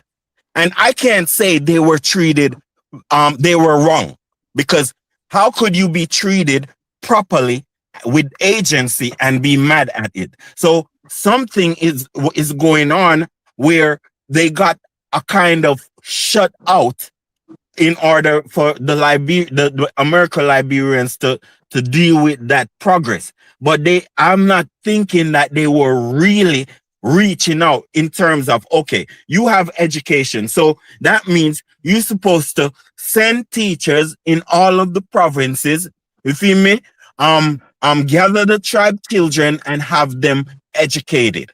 You feel Now me? that's not So true. you That's what could I'm have telling you. You some. have to listen to us. Let me That's get just to not that true. point. Let me That's get to not that point. true. That's What not the true. what the African what the American Liberians did, they took a lot of native and educated them. They even sent some of them to Adopted South I know Africa. that. They sent them to I know that. America. Let me finish. They educated them. They God. came back. They radicalized these people. Lot of these people that were claiming to be American Liberians were not even American Liberians. They changed their name, right? There were certain tribes when they are civilized to a certain level, they will call themselves Congo. They will call themselves American Liberians. They will Educated, change their not name. civilized. Someone like Bako Matthew, right? He was not American Liberian. He changed his name. He's from the Grebo tribe, right? But what Turbo did, he sent most of these guys out. He educated them. Even the vice president was not American Liberian. He was a native, right? So all these things They that they were there. claiming, all the things that they claiming Listen, that the American Liberian took power, they were not sharing power, that it was not true. But then when they give the country to the native, the crown tribe, harvest tribe, they destroy the whole country. The well, country that's Yeah, what I'm and trying completely to is tell you. damaged. That all and right, that's what they I'm turn trying it to to say. tribalism, and they turn it to Yes. Okay, tribalism. that's okay. Hold on. That's what I'm trying to say, right? If you control education, then you have the power to control minds and how they talk and think. So what I'm saying is, it's obvious that they weren't it are it was in Monrovia was the educational center, right? Sure. So I'm saying, was there extended schools in the provinces all over Liberia. Was there that? Was it that way? Yes. They had the best university was in Codington, was in Banga, was not in Monrovia. We have VTC for Lamco. So we have a lot of different institutions. We have BW Harris. We have different institutions, training schools. They have two biggest universities, Codington and University of Liberia, right? And most of these professors were there were native, and they were educated, and they were getting jobs. That's what I'm telling you. It was the CIA that even brought this damage to Liberia. They took those But country that's guys, why. That's how I come back uneducated to guys they do, Hold on. That's and how they I come bring back to to power. Dinus now. Hold on. That's how I come back to Dinus now. They were teaching Christianity, right, Dinus? They were a Christian nation. You feel me? They weren't anti-Christian and anti-Arab. Like Pan-Africanism is anti-Christian and anti-Arab. So if they What is the definition of Pan-Africanism? Who define? if they were teaching, hold on. If they were teaching these Liberians, hold on. You brought up Marcus Garvey. Marcus Garvey was a Christian, but he wasn't teaching Christianity. He wasn't teaching Christianity. Oh God. Yeah, listen. We all grew up in Christianity. Hold on, we all grew up in Christianity. But what I'm trying to say is the Liberians went there with Christianity. Africa. They had a European mindset, man. Let's be honest. Educated in Sierra Leone, they call themselves Creole. We see that in Sierra Yes, Leone. my youth. They had a European mindset. They Yes, my did, youth. From the literature, it's obvious. Let me hear what CD is asking. Sorry. So what I'm saying is that there are certain people, educated people in Sierra Leone, when they are educated and civilized, they tend to be Creole. They call themselves Creole, right? It's the same thing that we have over in Liberia too. When people, all of them were claiming to be American Liberians. But what do you mean by civilized, though? What does that mean? By having education, you know. No, just say education. Right. Just say education. But civilization means you can live with each other. Hey, civilization means you can live amongst each other. And coexist and all the above. Okay. Yeah. So we were all civilized. We were all civilized. I gotta read the super chat. PCH Rise 1559. Thank you for $10 holla. Diaspora must support the AES. The word surrender, hopeless, or failure should not proceed out of the African mouth. The West started this, but it must end on African terms. 100%. Right. Thank you for $10 holla. Yeah, so yes, for some reason the Creole in Sierra Leone managed to have, they managed to settle well and assimilate to the people, and the people assimilate to them a bit more better than those in Liberia. And I think there's different reasons. I think I said that before. Sierra Leone is Sierra Leone are very tolerant people. We're very, very tolerant. We like strangers, and we welcome them in, but we keep an eye on them. We don't give them space to to get around and think they can do whatever they want to do, because we're quite hot-blooded. I think the difference, one of the major differences too, is when the American Liberians, when they came to Liberia, the slave trade was still going on, versus when the Creoles came to to Sierra Leone, that part of that, the country Sierra Leone, the slave trade was already abolished. Yeah, but that's true, Danny. But the thing again, Danny, that's true. The American Liberians were giving education to the native in Liberia, and that was the biggest mistake. Because when these guys went to America and South Africa and started learning, and they came back and they started causing trouble for Togo, right? Whereas in Sierra Leone, the native were not giving that much education, so the Creole was remain in power throughout. Right, I think that was the biggest mistake that Togo made, especially back when Matthew. Back when Matthew came, he was causing a lot of trouble. See, the Mende people of Sierra Leone, they're very educated people. They are. They're not. Mende come second. Yeah. Yeah, at the moment the Yo, Mende, Dynasty. I don't want to mention tribe, but I think the Mende, the Fula are really catching up with the Creole when it comes to education, and in fact the Timni also, but the Timni are mainly traders, and majority of the Fula. Angola wants to For talk. for Angola wants the to talk. yeah, Let Angola say yeah, something. but okay, so the Sierra Leoneans are very tolerant, I think. That's and as to what Dinah's point out. Yes, Al. Yes, Al. Yeah, Okay, mm. let someone else start, man. Go ahead, outlaw Angola. Yeah, I think these dynamics they're just warning, man. If you try to go back to the continent, stop trying to look down on people. I think that's what was the main problem with those between Thank American you. Liberians and the natives, because they came through the recolonization society, but it's well documented that they felt like they had an upper hand as far as they were more educated and more civilized, They were and Christians. that created a dichotomy between them and the people. So that's just not Yeah, good, but bro. at the same time, Angola, when you're developing and you're building an urban center, a urban community, urban environment, like and this is one of the problems of Freetown today. There's a way you have to conduct yourself. I mean, it's That's just true. Right. in order to integrate into an No, urban. Right. I agree with that, but you can just look now. When you look at people that have a mindset of then, and then you can juxtapose that to people that's doing what they've been doing traditionally, that it's gonna be a dichotomy that's gonna occur. So you just got to be mindful of that. Mm. Yeah, I mean, we do we. I think it's all to do with the people. To be honest, the group of people that's there at the first place. How welcoming they are towards other people. And that's one of the biggest factors. I think Liberia, within that Mano River area, they've always been very hostile, and a lot of stuff used to go on in that area. Those tribes, I remember when I used to be in the east of Sierra Leone when I was young.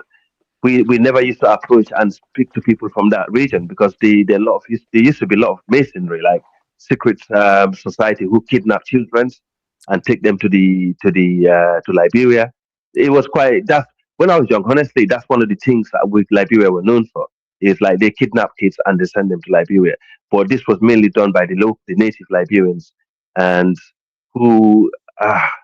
I don't like to, and anyway, I let me pass the mic. But it wasn't. But Liberia was really it's when the African Americans had a foothold on the land, and the country was developed. Even some, people in the entire region of West Africa used to go to Liberia to make money, and working for African Americans to make money to send back to Guinea, to Senegal, I have all these other countries, and stuff like that. So the Aboriginal Liberians actually did made a massive impact in Liberia and West Africa, and also the Sierra Yeah, Leonean Creole. That's the reason why I yeah. think that's the reason why this is why I always involved with African Americans and the black people in the diaspora because I have seen the good side of them. Okay, I have seen what they can do. Like I have seen how things can work between us Africans, people in the continent, and those in the diaspora. Forget about this FBA, which I agree if they want to call themselves that, or forget about the Africans who think tribalism is the way forward. These people are just minority of what the African people are like in the continent. Okay, so there's some region that are more tolerant to outsiders. Because if you look at, for example, it goes back to the Ghana Empire, Takur, Mali. All these people were interacting with outsiders throughout the history. So having people that are brothers to you coming into the continent, giving them home is not a big deal. It's not, and I believe if African Americans or the diaspora is going to get a land from Africa as a reparation, will be coming from that area. And I think that's one of the reasons why I promote Mano River Union because we have enough land, enough waterways, enough everything to actually accommodate more African Americans in the future. If we can do something like that, that would be But we really are helpful getting because, we sorry, getting shut out though, right? Your country's your boy is and America is shutting us out. Because which I one? think it's your What? mother bear, right? He's like if and but. I know diners know what I'm talking about. He's like if and but if if he wants our people to come in or not. You feel me? Mother, Anytime something is Mother Yeah, Bill, it's just cancelled. Ma-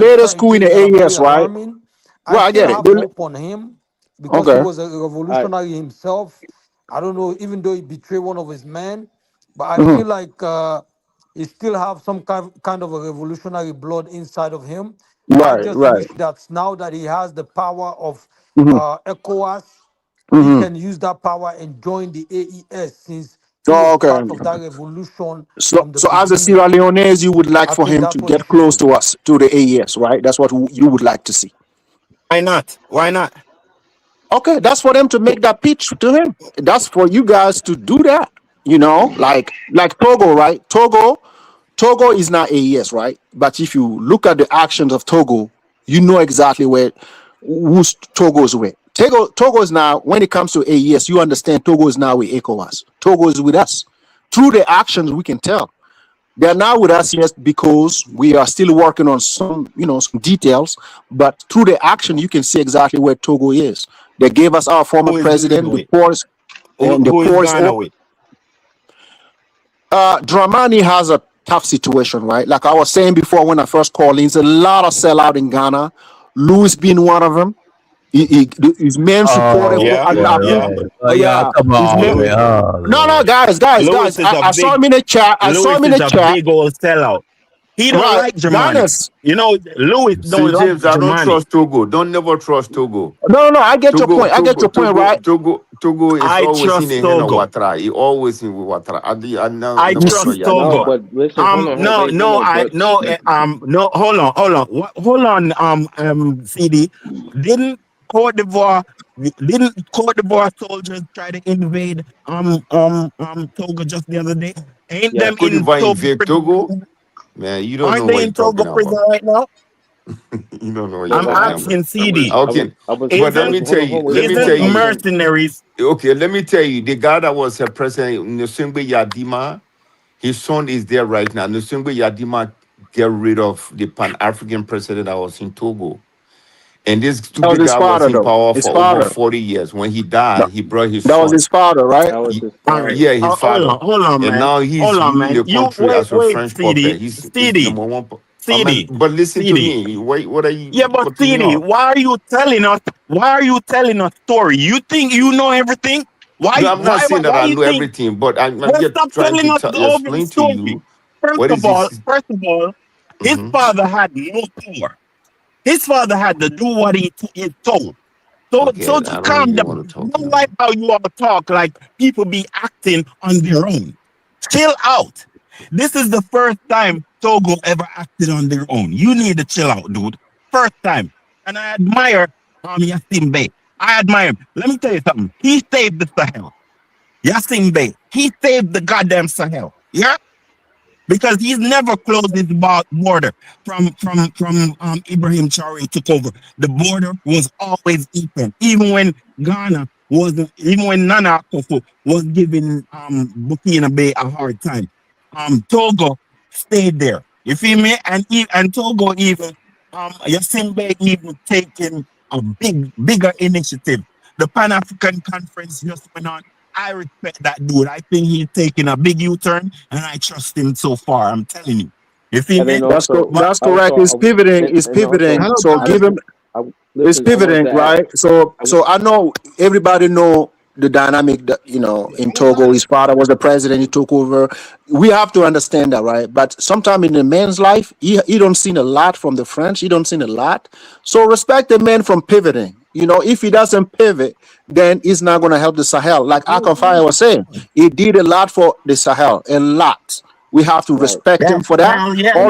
and Although many also, people may say he's a whatever, but and based then on his also too, action, he gave, we cannot neglect the help. He did a Okay, and lot then St. for also us. James, he We have gave to us, do appreciate he it. you know gave us. last year Wait, hold on, he wait, will have some hold on. He political heat also, behind him hold on, too, right? The Right country Yeah. now, was the in French demonstration don't. Yes. for Yes. some Right now, the months. French City, Yes. don't hold on. like I that was gonna dude. add to what he So the said. reason for that City, is he might be city, playing politics to say he's not in a hand of Ouattara and try to city. satisfy the Togolese. But I would never trust that guy because I know all the time he's in Cote d'Ivoire But, or But Ouattara. but city, let me ask you a listen, question. listen. If you are in a tough place, right? Mhm. We share border with Togo, right? Let me ask my African brothers. You share a border with a country, right? Whether you call the guy a friend or an enemy, you guys are condemned to live together. Tell me, are you going to remain enemy forever, or are you going to try to see the best out of it? Whatever it does for the AES, we have to accept it and be appreciative of it. We don't want him to do everything right 100%. Do whatever you can for us, right? So we can, our country can have a chance. And he did that. So Right. we cannot sit here as a Sahelian, tell Togo, oh, you are a seller. Well, bro, that's for their people. If Togolese want to call him a sellout, I respect that. That's their internal politics. As from the Sahel, we have seen the actions. We've seen what it does for us, right? So we have to be respectful of that, and also Okay. understanding the French Okay, haven't CJ, done let me the ask you French. this. Have you The visited French, any of we know the how the Sahel French. country? Have City. you I'm sorry, visited any of the Sahel country? The guy City. Yadima. Let me ask. I never Have been you to Ask Togo. visited? something No, because you I Huh? never been to City. Togo. I never been No, to no, I'm Togo. saying I'm seeing the Togolese president. Have you ever hmm visited Burkina Faso? City. Hello. Um, Based on my knowledge, I'm not sure, but the Have you visited military. I Mali? think Manfred wants to add something. No Manfred wants Mali, to Yo, right? add yo, something. So my reason is I'm Uh-huh. not saying man. Right. he's not against it. Brother, I'm saying this. brother, Uh-huh. you He has some Uh-huh. political heat behind him last year. The listen, demonstration was going on for almost 3 months. They no, Right. they nearly took him City. out of power, Mm. right? So Mm-hmm. the political game that he's playing, because he always in Ivory Coast, he's always in Abidjan. The reason I know No, that lately, I go to has he Ivory been to Coast. Ivory Coast lately? Has he been there lately? He always there. Listen. I'm telling you, St. Like, James. when He was the always last there. time he visited Ivory Coast? Who me? Yo, can I When was it? respond, No, please? him. Yeah, the man. When was the last time he I visited? don't remember. I don't remember, Hold but I know on. for a Okay. fact he Mm-hmm. very close to Ouattara. So City. the reason I'm saying this, City. Mm-hmm. because Togolese believe that he's so close to Ouattara, he's City. in the hand of Ouattara. He may City. be Uh-huh. playing a double game. He might be playing or some sort of a game Like, what, for what, City. what do you Togolese. think? What do you Hold on. think Togo can City. do to us to hurt us? Like, give me an example. Yo, No, I'm not saying can I Togo is respond? going to hurt you. I'm just saying he's trying to Mm-hmm. satisfy the Togolese that he's Mm-hmm. not in the hand of Ouattara, because the Togolese citizens themselves want him to be Mm-hmm. with Burkina Faso. So he going Mm-hmm. with the flow of what the citizens want in Togo. City. I'm going. Right. City. Listen. Before, he City. would never listen to the Togolese. But Mm-hmm. last year, there was a lot of demonstration in Togo. They Mm-hmm. nearly took him out of power, right? Mm-hmm. City. But now Should the we should game we that he's should we should we as City. Africans, right? Should we praise the pivoting? We've seen a president that was flawed, right? We Mhm. can all agree. Let's say he was a puppet to the West, right? He was played by the West because of the dynamic. He took over after his father's death, right? And let's say that's the same politics that put his father in power. So they was dictating exactly he needed to do. Now it feels like he's his own man, and he want to right his wrong. Let's praise that. We can't have it all. Let, Like, okay, we hold know on. who the guys was. City. Hold on. Now, if it's pivoting, let's praise But that to make them Let better, me ask. right? Let's do that to make them better, right? See, For the James, I don't want Togolese, him to visit Listen. City. when he uh-huh. visit Burkina Faso or He will. Mali. Uh-huh. But then don't see that first. That's what I'm saying. Have you seen him? Have you seen him when he went to Russia, right? CD, have you seen him when he went to Russia? Did you hear what he told Putin? Have you heard that? Who the Yadima? Have you heard what he told Putin? No, I've not heard Yo, that. listen. Oh Listen. no, I can't find it. Please. Hey, Okay, I'll let you guys, speak. let me read this super chat. Bob Olico 9354. Take $5 holla. We have to give Togo their credit. Can I add something? Please? Go ahead. President of Togo. Okay, hold on. Let me add something. Hold on. I was going to respond to City. City, you have to understand, right? When Burkina Faso was going through all those issues and stuff with the sanctions, Togo opened up in them, right? That's number one. Also, number two, right? They didn't have to give up the Demiba, you know. When Togo went and gave up the Demiba, Ivory Coast was crying like a little bitch and saying that, oh, why did they give up the Demiba? And they were trying to pressure them not to give up the Demiba, and he went and gave up the Demiba, which he didn't have to. So, regardless of what you think about his politics, whatever, I'm thinking he's doing a good job, even though he's neutral. That's why I said he's a benefit to the AES. But that's what I'm saying. Once he make a diplomatic visit to Burkina Faso, instead of Traoré, like what Dramani did from Ghana, I would say that he's kind of neutral in the whole thing that is going on. Solidify. But as You long as want to he, solidify by visiting?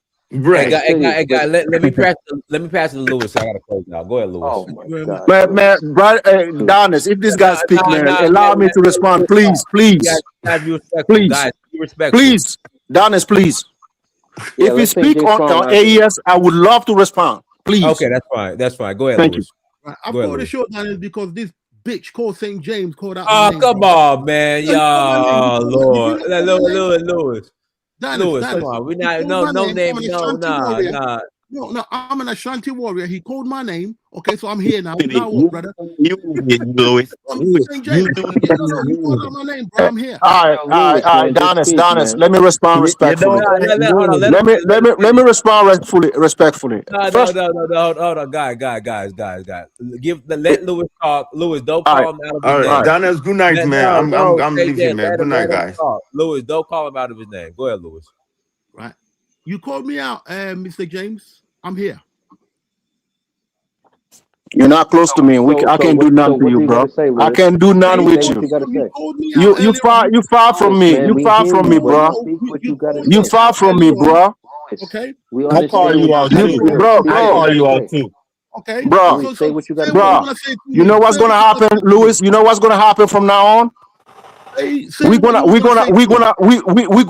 do it. Listen. People have been asking me to do certain things, right? I have been holding back. Right? I have been holding back. You know, because right?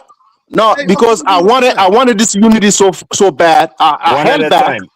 I held back, right? Because I'm nice like that.